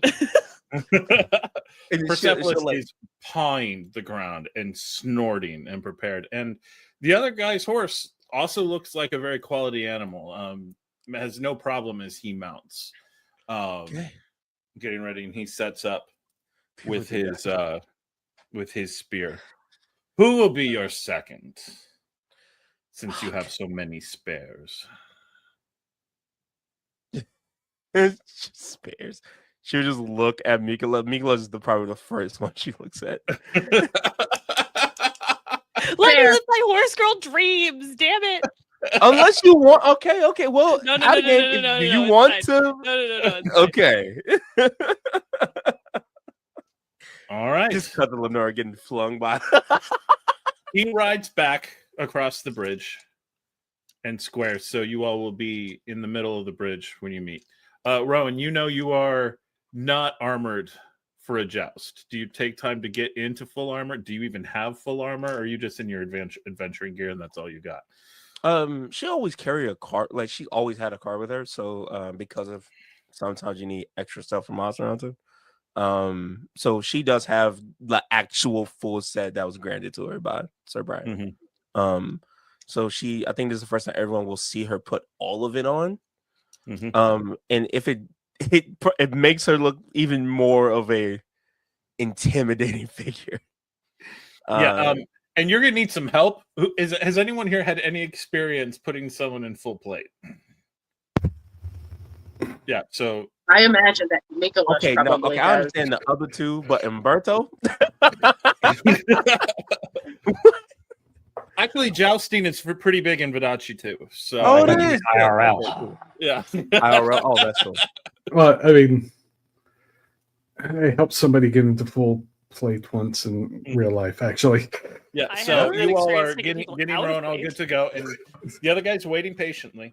Understands that this is what happens when you challenge travelers along the Me road. too. And moves into position, bears down. All right.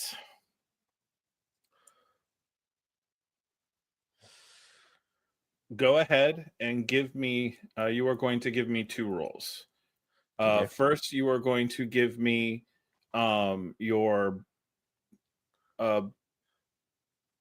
let's call it brawn and ride. Okay. and then your brawn and weaponry.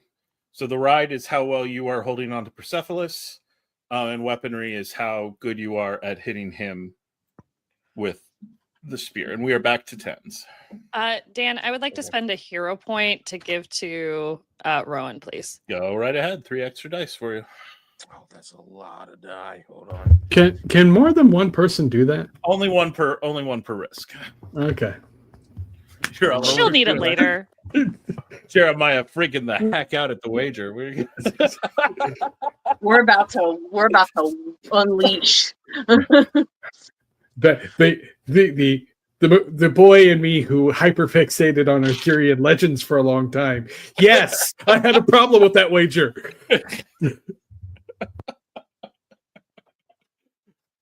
Someone's gonna have to tell me what that means in post. It's a reference to Gawain in the Green Knight.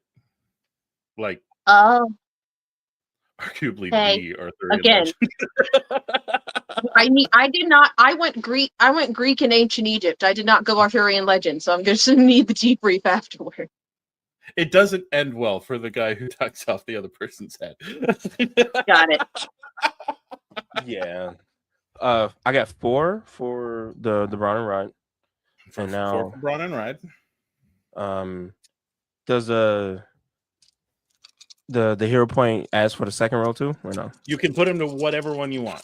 One of your Okay. rolls. So if you use it for the first, you don't have it for the second, unless someone else Cool. gives it to you for the second. But it'll be 1 hero point per roll for that sort of thing. All right. And also, I would like to say, if this works out and I am succeeding, I would like to spend my hero point to not kill the fucking guy, but to fuck him up though. If I can do that, but so it was a ride on your 4, and a 4 free ride would be the way. and also 4 for my all right. for the other one. So you go through, and the two of you smash into each other. And Rowan, it's been a while since you jousted someone. Even in the Glamour Isles, this is pretty old-fashioned now. And you just feel like you got hit by Thor's hammer. You stay up. You only take 1 minor wound. You also know that you gave him a heck of a hit. And the rest of you are kind of waiting for what usually happens when Rowan gets a full charge-up chance to hit something, which is they go flying. He's clearly hit. He reels on his horse, but he has not been unhorsed. He rides up next to all of you, gives you all a nod, and turns around to face Rowan, now ready to charge in the opposite direction. Lenora pulls out an apple from the cornucopia. Okay. And as he's like coming by, she's just going to like toss it up in the air, like to herself. And she wants to see the reaction of the horse. The horse notes it. And because it's clear this isn't like a whirl around and charge back at him, you wait for your opponent to be fine. He looks at you, he's like, "Are you offering my horse an apple?" This was my snack. Is this your snack? Okay. And he turns around. Persepolis on the other side of the green gives a little glance back to Rowan, like her head's in the right place. Her heart's in the right place. Okay. With that, she's gonna give the other horse an apple to get Persepolis jealous. Oh my god.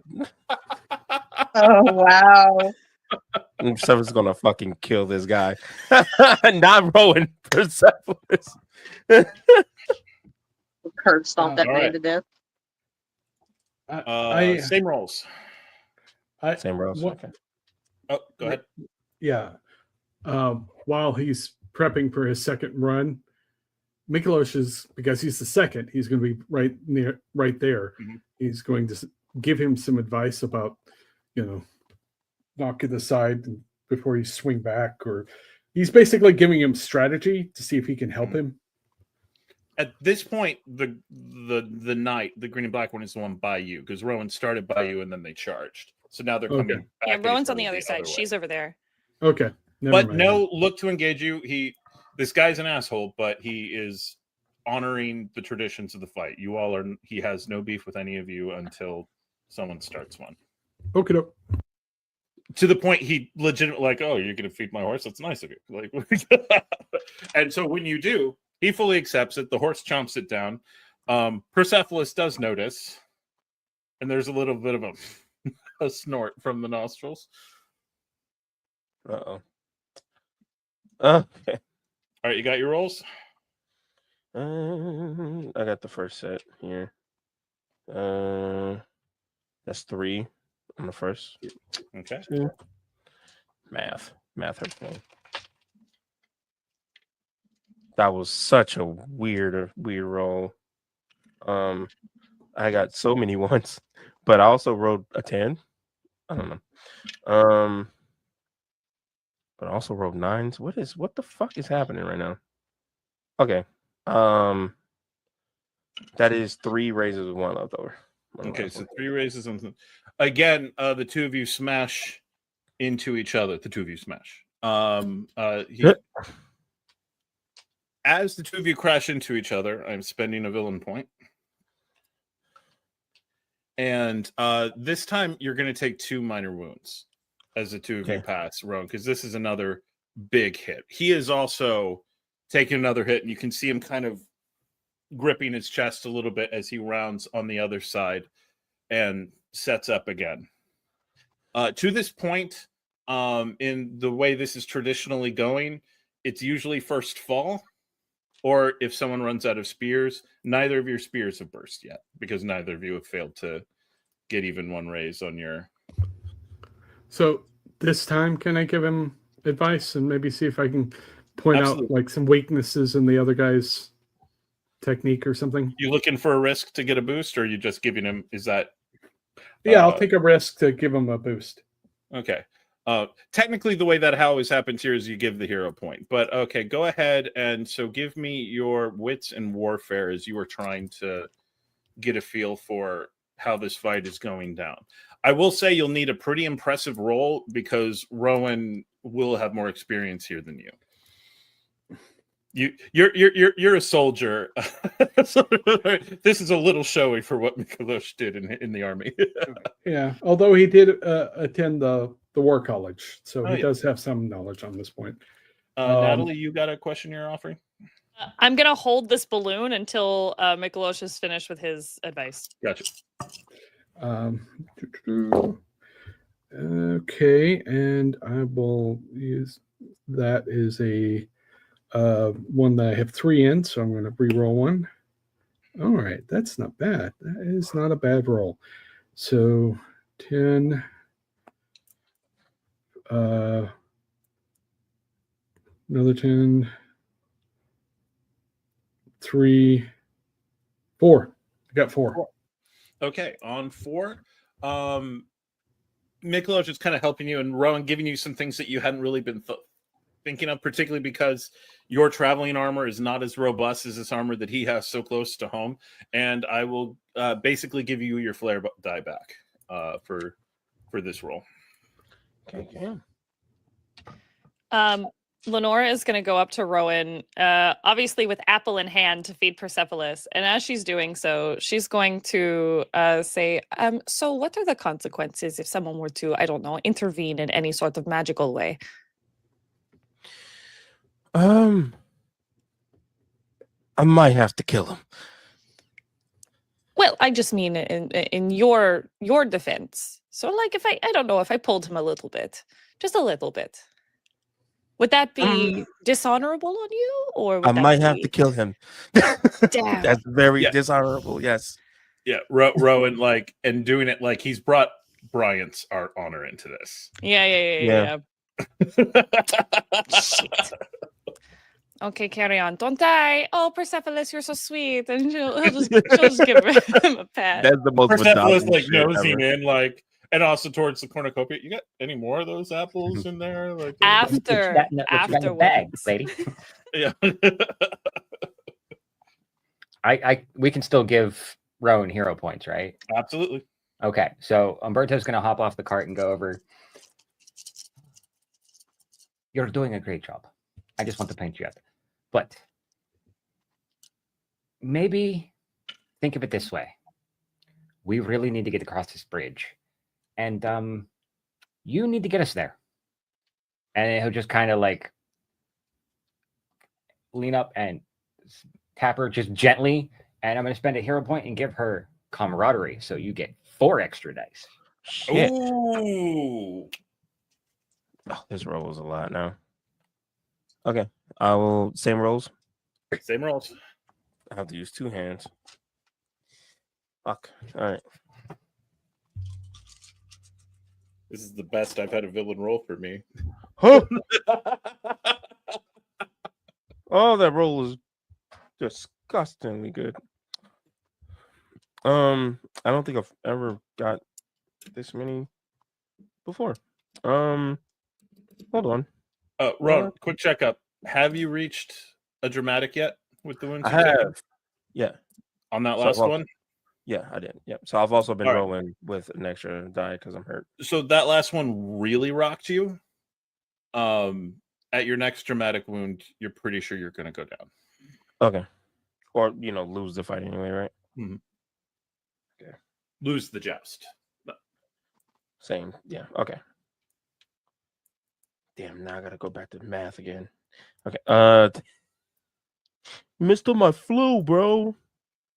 And so we will say for the flavor of that dramatic, at the hit, Roan, you're feeling a little bit concussed. You were Fair.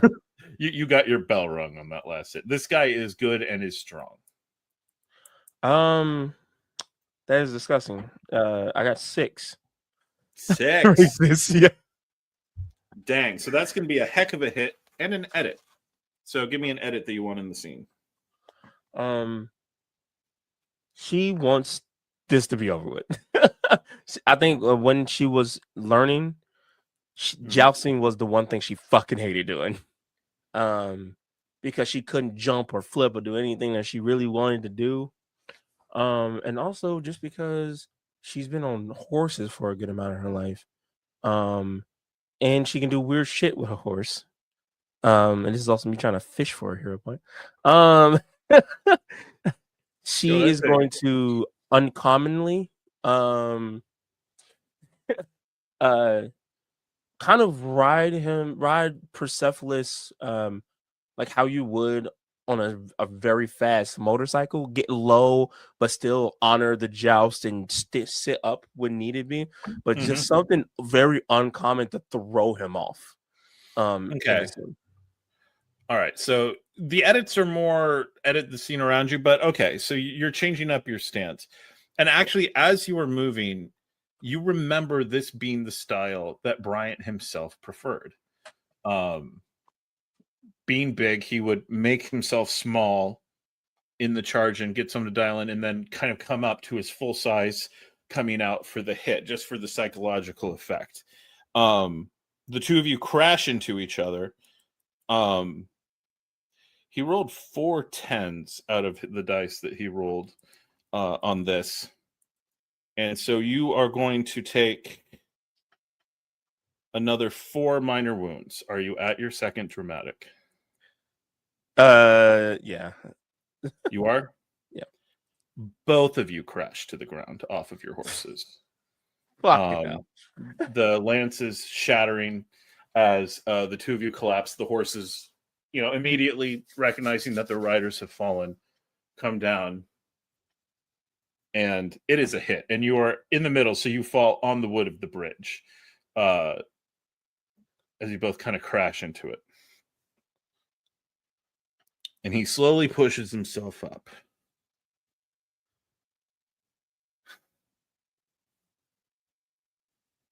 Quite the battle, Roan Ibex. And she'll like do she can't do that in full armor, but she'll get up. She'll start standing up. She goes, what was his name? Engandros? Is his name?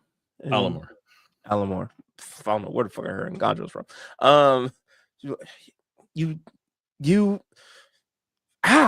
Fuck. Good job too, Alamor. I'm actually not as mad as I was before. Shake on it. He nods.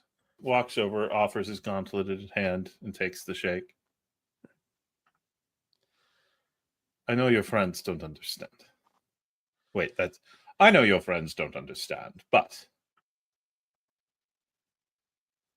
should you ever require a second at court, I would be willing to stand for you if you need someone who can also joust. That would be fine with me. And Also, if you can need to call on me, you got it at this point, man.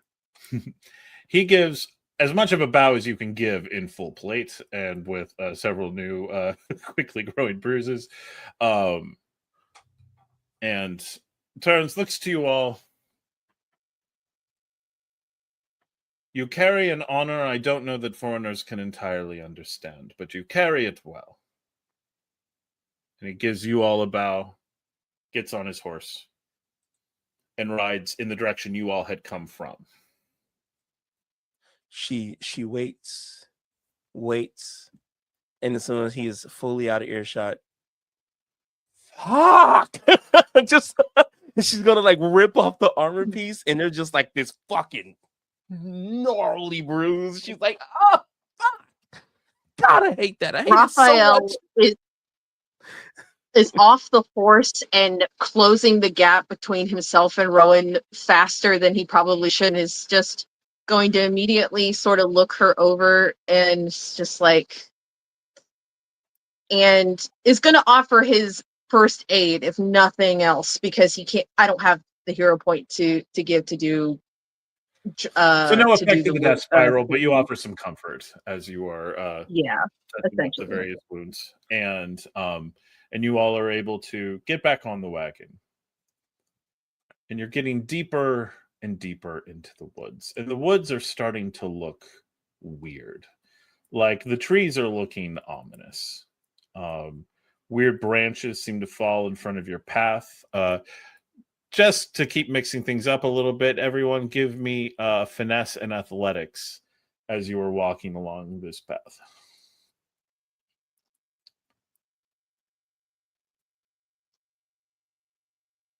Only 2 risks of wounds, and only 1 needed to succeed, but the roots are playing silly buggers.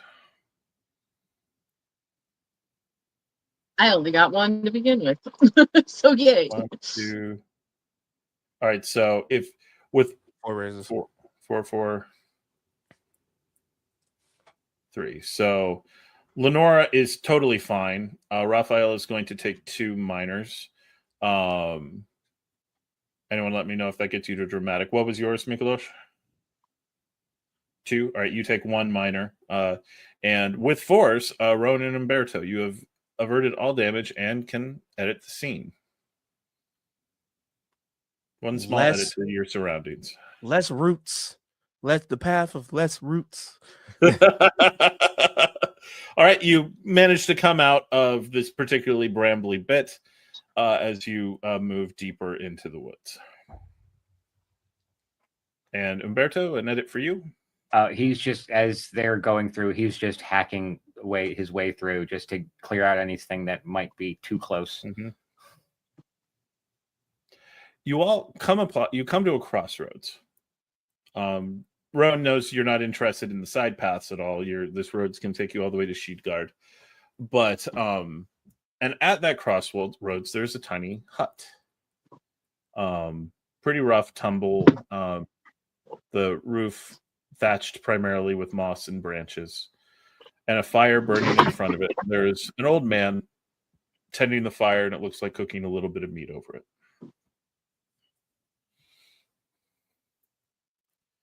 Umberto, you would see a copper piece shimmering in the firelight in front of him.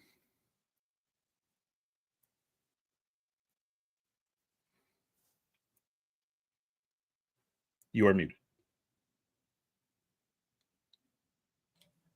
First, I want to make sure Wolfgar's okay, because that sounded like a crash. Okay.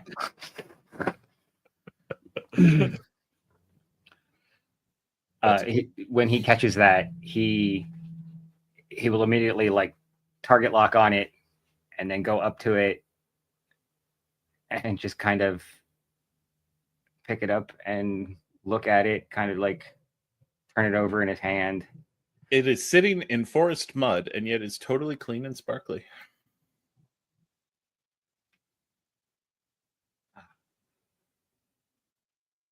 I guess I'm on the right path. The old man looks up at you. Ah, travelers! I am preparing some food. Would you care to share a meal? Are there any vegetables you may need? Maybe we can add to. Is it a stew you're making, or just preparing meats? You only see, and you're guessing a couple rabbits and maybe a squirrel stuck on a stick over the fire. But he's like, if you have things worth boiling, there is a stream down the way, and I have a pot. I think we can find a few things. And she'll go over to the cornucopia and start like pulling out some carrots, some peppers, some other things. Mykolas will go grab the pot to go get the water. Mm-hmm. He gives you the way, and it's into the creepy trees, but you can hear the water running, so you don't think you'll have too far to go. So Mykolas goes down there, and the old man kind of looks up at Umberto and goes, "Ah, you found the coin. They are of good fortune, or so I hear." Yes, it's I've been having a string of bad luck as of late, but I'm hoping that things like this will help turn it around. Bad luck? Are you cursed? I wouldn't call it cursed so much as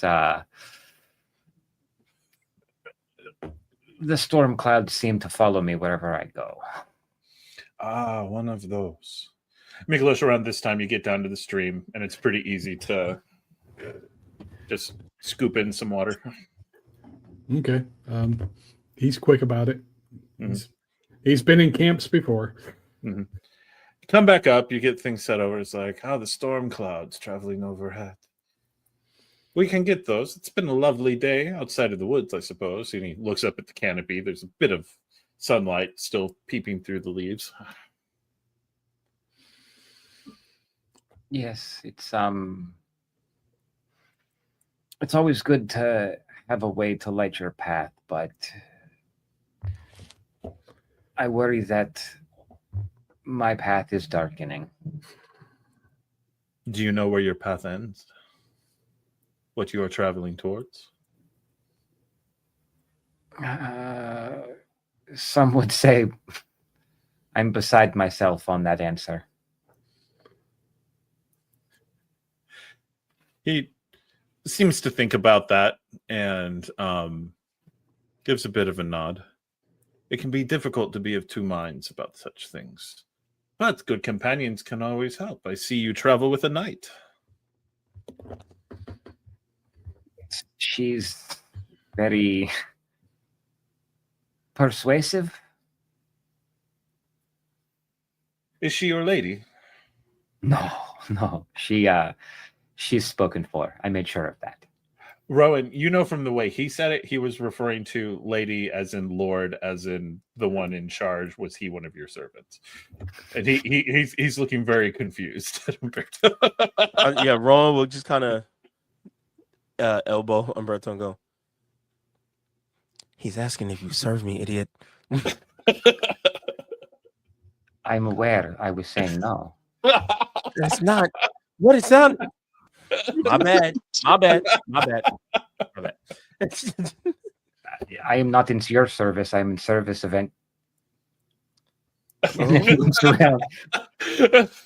someone else. Right. He looks around and he's stirring the pot and producing some herbs and stuff to place in it as is cooking. It's been some time since I've had a chance to have a good stew. When it's just me, it seems like a waste of time and energy.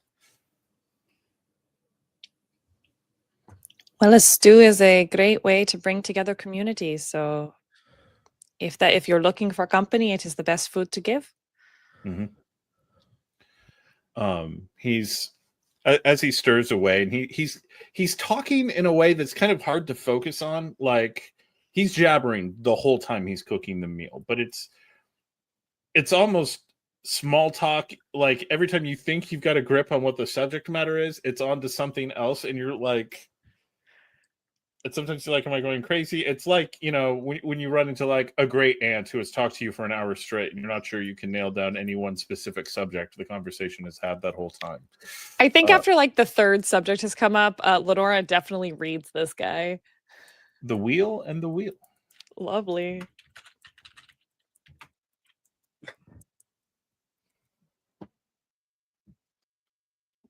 And sorry, I didn't cut you off. go ahead.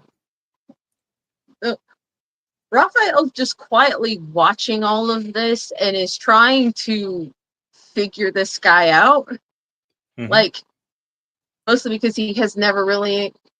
He's a stranger in a foreign land, and he's just trying to figure out what this is, because there's probably a fair bit that he hasn't necessarily seen, but he's just taking it all in and is trying to figure it out, especially this one, because how often is it really a common occurrence here that random people that are just offering to feed us this? He's not like, he's cautious of it, so he's just trying to look at it from a perspective of like, because with your three empathy, you are aware that he is watching all of you just as closely as you're watching him. Like, it's quickly becoming clear that the jibber jabber is a way to pass the time while he is marking what you all do when your minds drift away from the conversation, as they inevitably do, because it is mind numbing.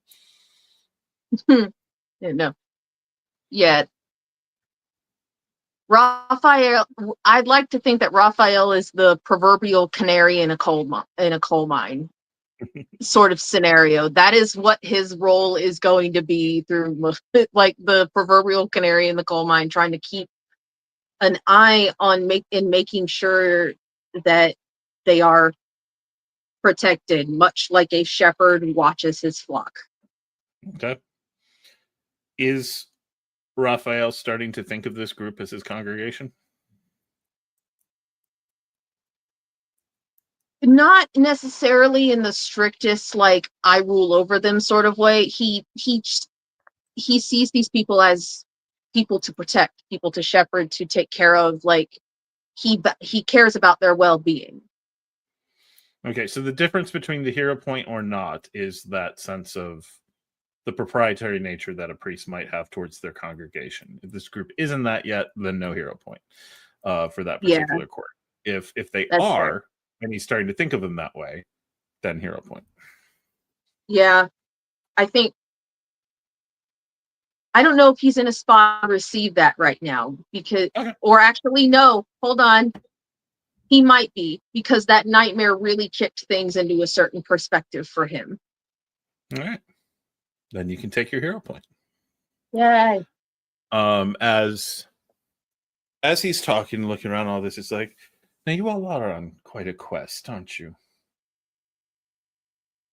An honor guard? Of sorts. A knightly joust? Magic and adventure all around you. Makes for quite a story. You seem to like stories. I'm a fan of them, yes. I collect them as I go and as I travel. And places like this I find are some of the best places to find them. So you are not from here then? No. I travel. Learn, hear what I can. And I am so sorry. I did not catch your name. Oh, Micah, good to meet you. Micah, it is lovely to meet you. I am Leonora. And he gives actually stands up and gives a bit of a bow and a flourish that you all weren't expecting. And you get the impression he was looking intentionally older than he actually is. He actually seems to be a lot more spry than he was giving the initial impression of. Still old, very gray, but definitely has some good movement to him. Now you all seem set upon this path. You are going to Sidhegaard? Yeah. Excellent. I was there recently. Many good stories to be had there. Do you have a favorite? There was one of an old master on what he thought might be a last ranging, encountering a young girl who showed great promise. Took her under his wing when he'd sworn to his lady love he would not do so again. Quite the story.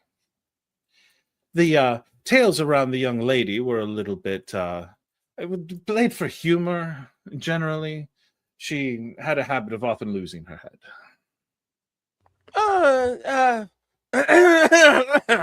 Well, in what way? Like anger or literally? Like if her actual one wasn't screwed on, she might leave it somewhere. Hey, I mean, what? Oh God. What a strange story. I'm certain I don't know anyone like that. Yeah, Couldn't be anyone we know. No. right. Doesn't sound familiar. No. Very strange. But this is a strange country. I was wondering, actually, if I could ask of you all a favor. A favor? There are many strange things that I see in my travels, in my pursuit of stories. And I like hearing different storytellers and learning their perspective and taking some time. I've reason to believe you all have come into possession of a rather unique artifact. Is there any way to like insight this guy now? Go ahead and give me your wits and empathy. I would love to.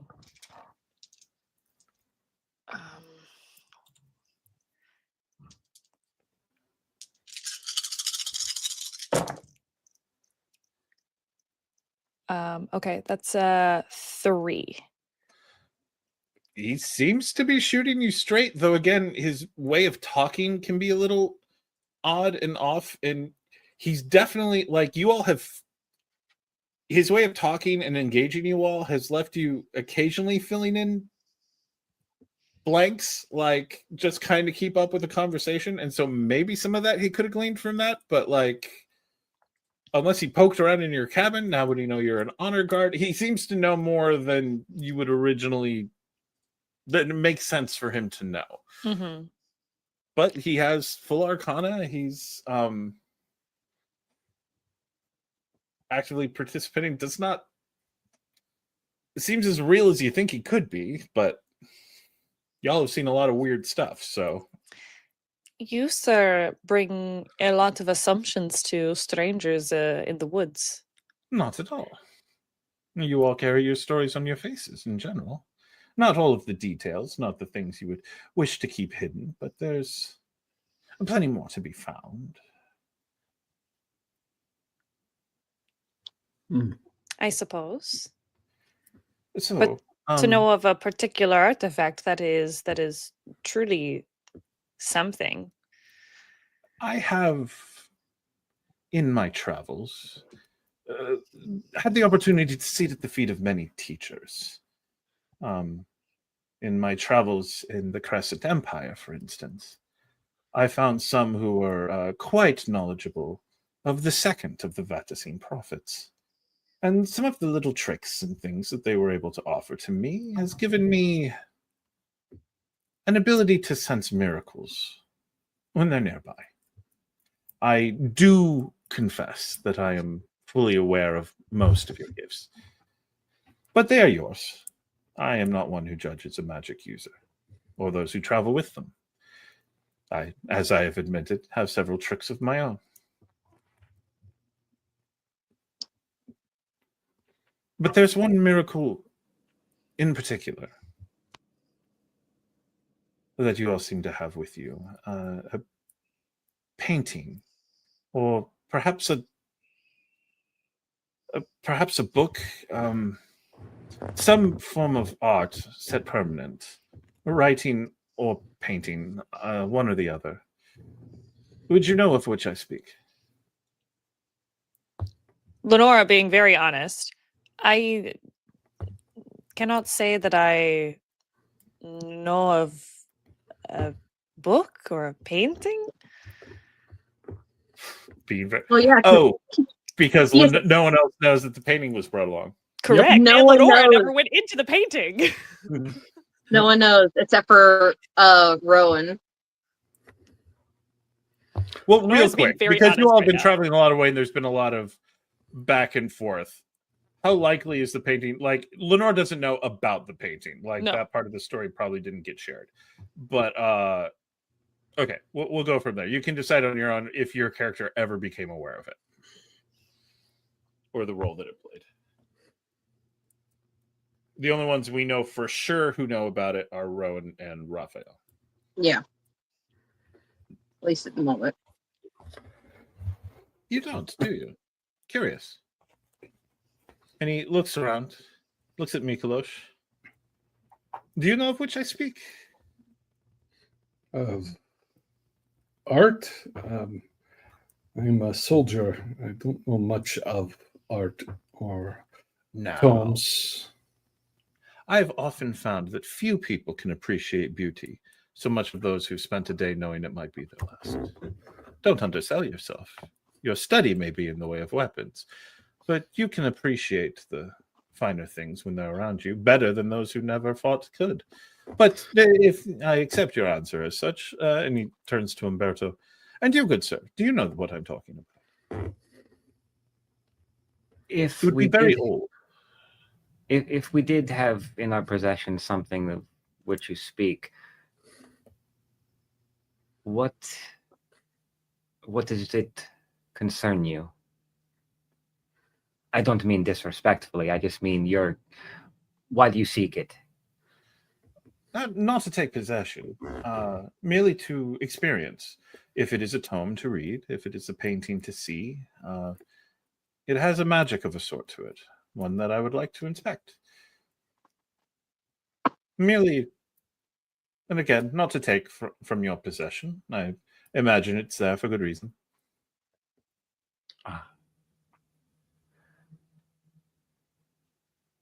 I may have seen something miraculous, but I'm not sure if it's in our possession what you seek. And then he looks at Roan and Raphael.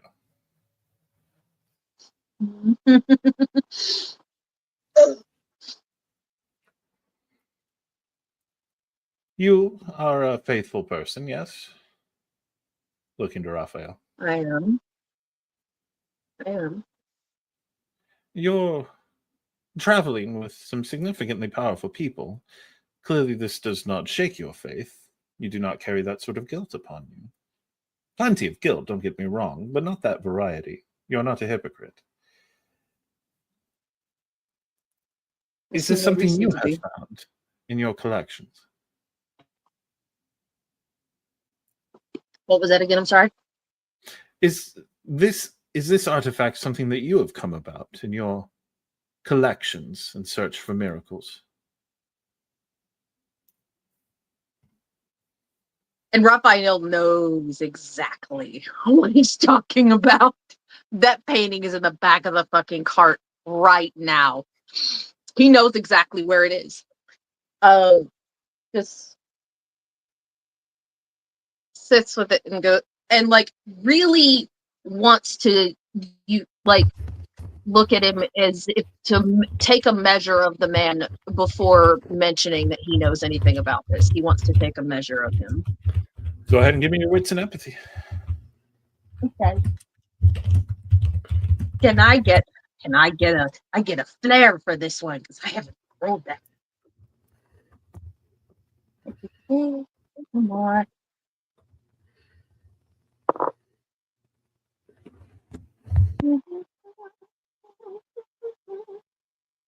That is 3. 3. His face seems very open, but at the same time, his manner of speech is obfuscating, and so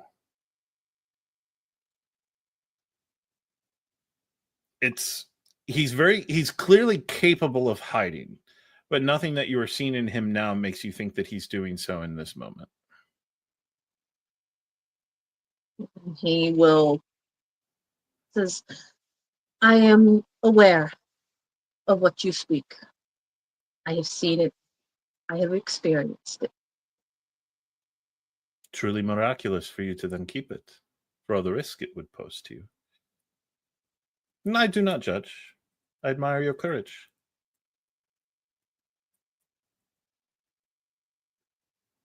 Oh, he's not about to say that out loud. Never mind. No, he is just going to go.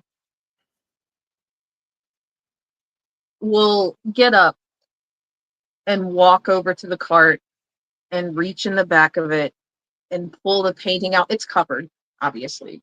Mm-hmm. And he's going to come and he's going to sit down and he's going to hold it like from behind, like so he can see it and view it, and then pull it off the painting. Micah walks to around. Let him see. Walks Mhm. around and crouches down in front of it and starts looking over it, looking at the painting. Old Castilian style. Before the church became the church. But not only Castilian. If you look there, that's Vidachin styling.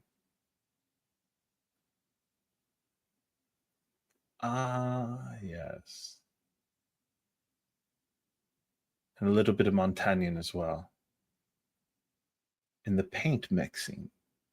Fascinating. Vidachin, Castilian, and Montaigne. All in one work of art. Almost as impressive a gathering as you all. Hmm. And he leans forward and close. The Hermitage. It practically blends into the woods.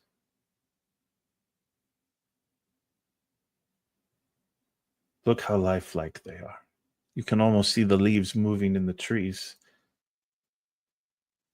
Have any of the rest of you not seen this? It's truly a work. I can say with all sincerity that I have not. No. I don't like this. This immediately gives me no, he is going to pull like slowly but surely pull the cover back over the painting. Yeah. He holds up a hand. Just one moment, please, before you recover it. He reaches out and touches it. No. And Oh God. vanishes. No. No. Nope. Raphael immediately in there. Nope. In there like swimwear. Ain't no way in hell. No. So you also touched the painting to translate it? Yeah, in there. Yeah. Absolutely. You all watch as suddenly Micah vanishes, and then immediately thereafter, Raphael vanishes, and the painting falls a couple of feet down to the ground and lands in the mud. I don't like this place. I don't think it's this place. I think it's that thing. I mean, That works here. This is my home. It's a little wild, but it has its moments. It's not one right the fuck now, but it has its moments. That is such a good point, Umberto. Like, your powers don't work, but the painting works. Oh shit! Forever now has beef with because this painting. it's working in tandem with everything else. That's why. Well, and of course, Raphael is not about. Mykolas is picking up the painting by the frame. He is not touching the painting part, but he figures it's sitting in mud might interfere with things. You lift up the painting, and you can see. Like, you didn't get a great look at it before, unless you went out of your way to kind of see what was. How many of you would have really looked closely at how the painting was done as it was being poured over? I think when he Umberto was would have. pointing stuff out, I would have Mhm. taken I would have leaned in close, but I don't know if I would catch all the details. Mykolas did look at it when it was on the wall in the castle and didn't do Oh, yeah. anything. Oh So, yeah, you were he now knows this recognizing the painting. Yeah, yeah. Because And only as a you crazy person touches random paintings. were- Mhm. As you were looking at it, you now see 3 new figures. One looks very much like Micah. Another looks very much like Raphael. And there's a third standing in the doorway that you're fairly certain wasn't there the first time you were looking. Why can't it ever be normal? You know, I love I this think that's place. the problem. This place is wonderful. Are we I'm going to gonna- let Raphael handle that by himself, or What do you think will happen if we're all in the painting and someone finds it? I'm not saying all of us. I just mean at least one more person. Come on. Do you think I'm that irresponsible? I don't know if that's a good idea. If any of us, I don't. Wow. It's like Rowan actually the So little. I'm going to need resolve rolls from everyone trying not to answer that question. Yeah, Just do resolve. it. I'm tempted to spend my No. Just resolve? Okay. just I resolve. wrote a 10 for that. Do I get to add flair? No. This is Wow. Okay. One raise. So I got 2, both of them 10s. okay. Nice. You all managed to keep a straight face. But not without Lenora pulling one of her daggers just a little bit. How many? We're good. We're good. We all get the red and we're like, Yeah, there's a moment where we all go blank faced for a second. Right. Moving Yeah, on. man. I Fine. must If not none of laugh. you are going to be Laughter serious is up my here, then I'm going to go in there. And Lenora No. touches the painting. oh god. No shit. It would be the Fate Witch. It would be the Fate Witch that follows me in here. All right. You know what is my new thing that I hate? Oh. Fucking paintings. All of a sudden. Is Rowan touching Put us it in the again? Hell no. last time sucked. She was naked. No. You Lenora, you are suddenly walking in a field. Just like the one in the painting. It's a warm day, similar to what you're used to in Vidachi, not the late season chill of the Glamour Isles in late fall, early winter. Whew. I should Smell have taken of- my jacket off. Smell of crops, and ahead of you, you see Raphael apparently booking it towards Micah, who is walking more leisurely towards Brother Sandoval. She's going to hasten, but she's not going to be running.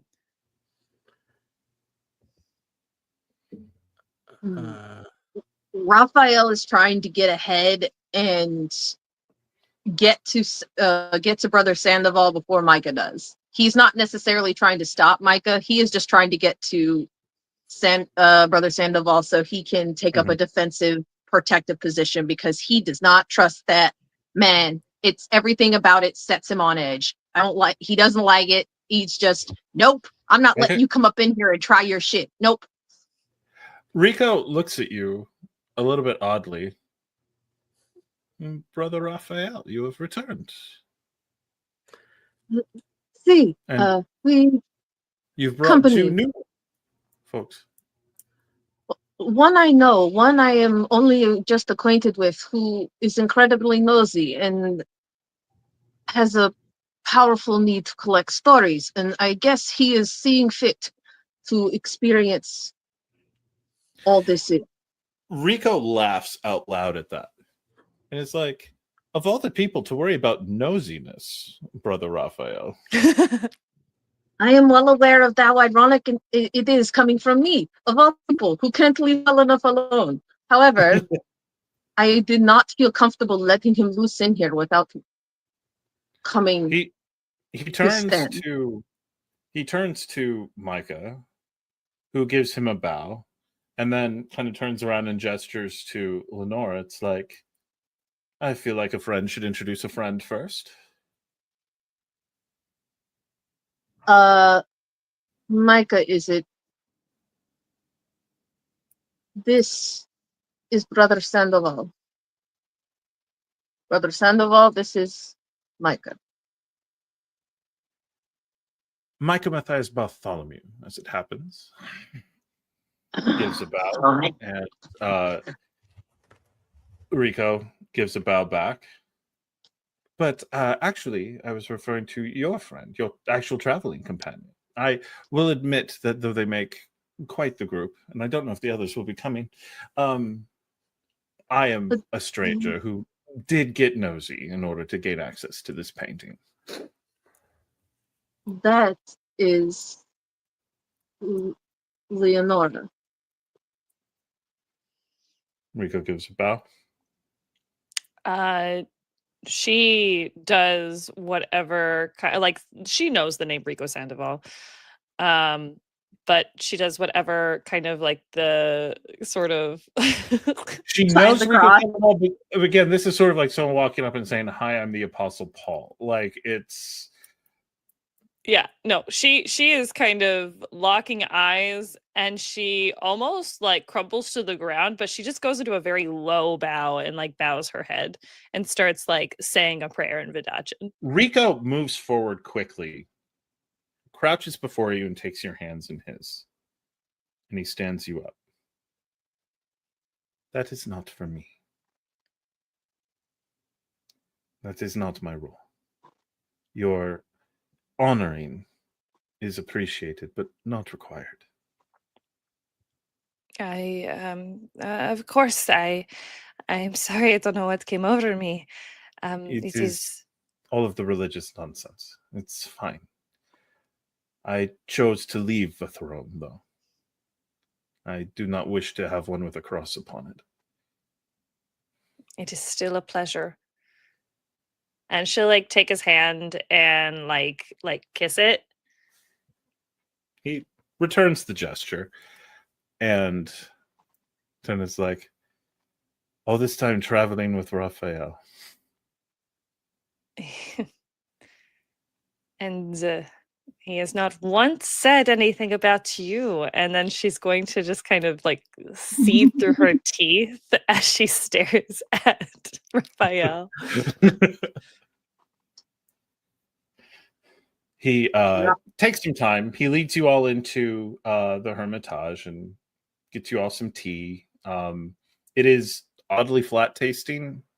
You're getting the impression it's just almost a memory of tea. Like everything here is a little bit ephemeral like that, including him. It's you, Raphael, and Micah are fully there. And a reading would verify that. He, as you are looking at fate, does not seem to stand out. He's no more like he is a painting. Mm-hmm. And he meets you all and talks, and it's clear immediately that him and Micah just leap into a conversation and are offering stories and perspectives and stuff like that. And Rico looks at the two of you and goes, I imagine Mr. Bartholomew and I will have quite a good deal to speak of. I do not wish to be rude to either of you, however. Do either of you have anything you needed to speak of with me? I'm not strictly so. I just did not feel entirely comfortable with leaving you alone. I'm sorry. I mean no disrespect to you, Mr. Bump. Senor Bump. But yes. And Micah shakes his head. It's like, I came forward as I did. I just didn't want it to be taken away. No disrespect taken. And Rico looks and says, I am very difficult to harm in this place. And I have a feeling this one practices a magic that is close to my heart.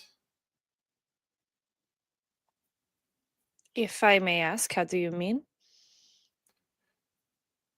The sorceries of Thea are not the only ones. My good friend, who is known to many of you as the second prophet. She does like a hand gesture. She says second prophet. He engineered one of his own, a way to find the miracles in the world around us. It's clear that Micah has studied in those ways. And that is why he likes the stories.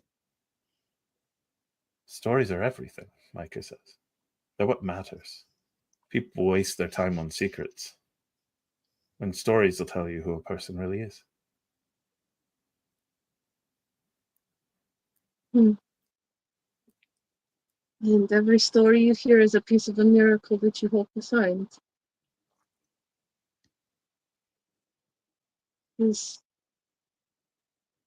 And Raphael sort of leans in a little and it's just like, because now he wants to know. He would like to know what some of this is, but he just... Micah looks at you and goes, you are in a dangerous time for yourself. I foresee you having trials ahead. However, when you are ready to learn what it is that makes you different from others like you, travel east. There you will be able to find a teacher who will not look at you with the eyes of the Vaticine. And they might be able to show you what the Inquisition took away 50 years ago.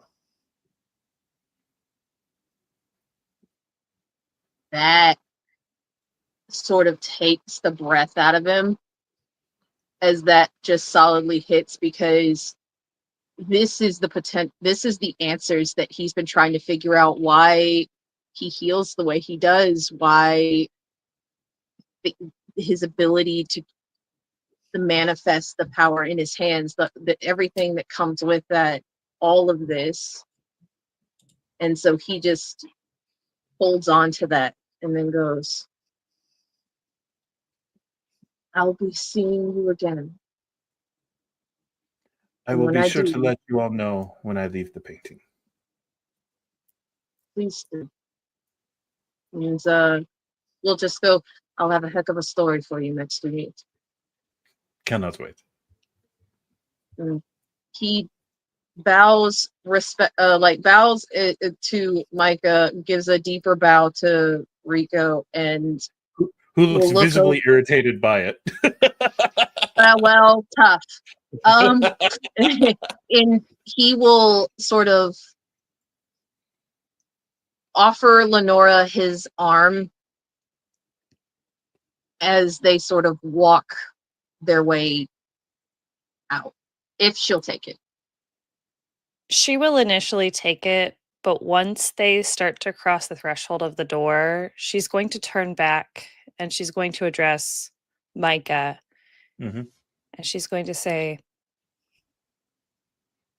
stories can be the greatest truths imaginable. But what if they're not what you want? What if there are some stories that you wish to close forever?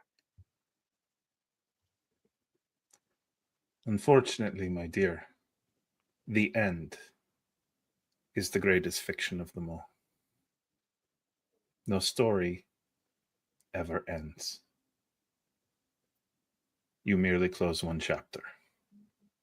But that also means that the status quo never stays the status quo forever.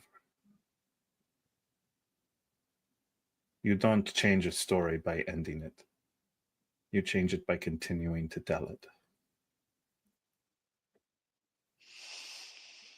She takes it like a big pill of medicine. Mm-hmm. And it's maybe not the answer that she wanted, but she's going to take it as an answer that she needed at the time. And Mhm. she will turn back and walk out the door with Raphael. As you cross over the threshold, you have this weird sensation of like paint being poured over you, but in reverse. And suddenly you are both outside the painting.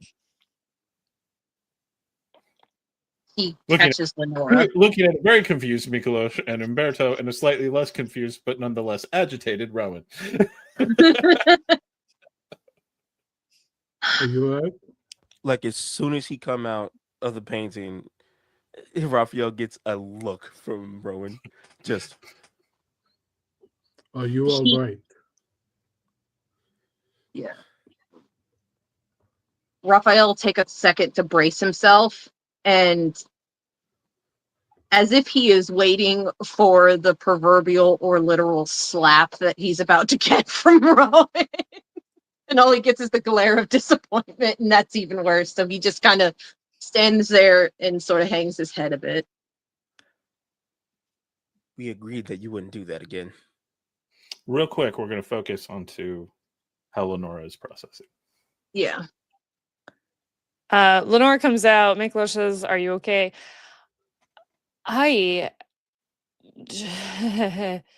There is a lot of going through my mind. Raphael says something about something to Rowan, and she goes over to Raphael and she slaps him in the face. Ah, yeah. Take a minor wound. Okay. That you had a literal apostle in the painting. I already have religious trauma. I did not need that at this moment. He's he just sort of like takes like he seems almost nonplussed by it, mostly because he knew something was coming, and just goes, "I am sorry I didn't say anything."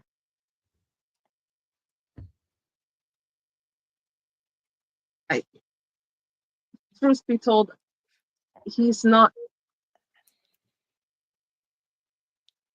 Quick question: did she say apostle or prophet? Which one was I it? said apostle. Apostle.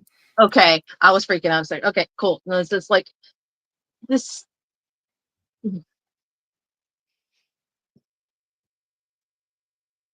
I do not know if there's anything I can really say other than I am sorry that scared you. It was not scary. It was a religious experience that I was not expecting. Meeting someone you have read about, you have known about since you were a child, that is and their essence is still how does it, and then she like goes and picks up the frame of the painting and she like inspects it. She like tosses it around a little bit. It's like, how do you put this in here? I could tell you but it's a long story. Real quick, Lenora, as you are up that close and you're looking at the painting, you start recognizing that some of the painting styles very similar to how some Strega paint their decks. Damn it. And with that happening, suddenly there's a refreshing blow of wind. And looking forward in the distance through the canopy, there's still a little bit of a ways to go, but looking forward, rising from a hill, you see the ancient fortress of Sidhegaard. And with that, we are going to bring this episode to an end. Thank you to Basics of the Game for hosting. Thank you to Dragon of the Dark Rose for producing. Thank you so much to all my players. But before we completely end, far away to the southeast, stopping in a port, is the Sandoval's fortune. the ship that brought the party from Ekatnava to Carleon. And it is pulling in, finally, to a Castilian port. The crew is paid off, and folks move around as they go and are doing the deals and getting ready, but a number of them are very excited, drinking and telling stories of the incredible journey that they had just undergone. And the captain, in particular, tells a story of an individual who could see justice where others could not, who seemed to have power even over the storms in their prayers as they brought peace to the boat. His name, he said, was Fr Rafael Rodriguez. Do you think he might be the fourth prophet? See you next time.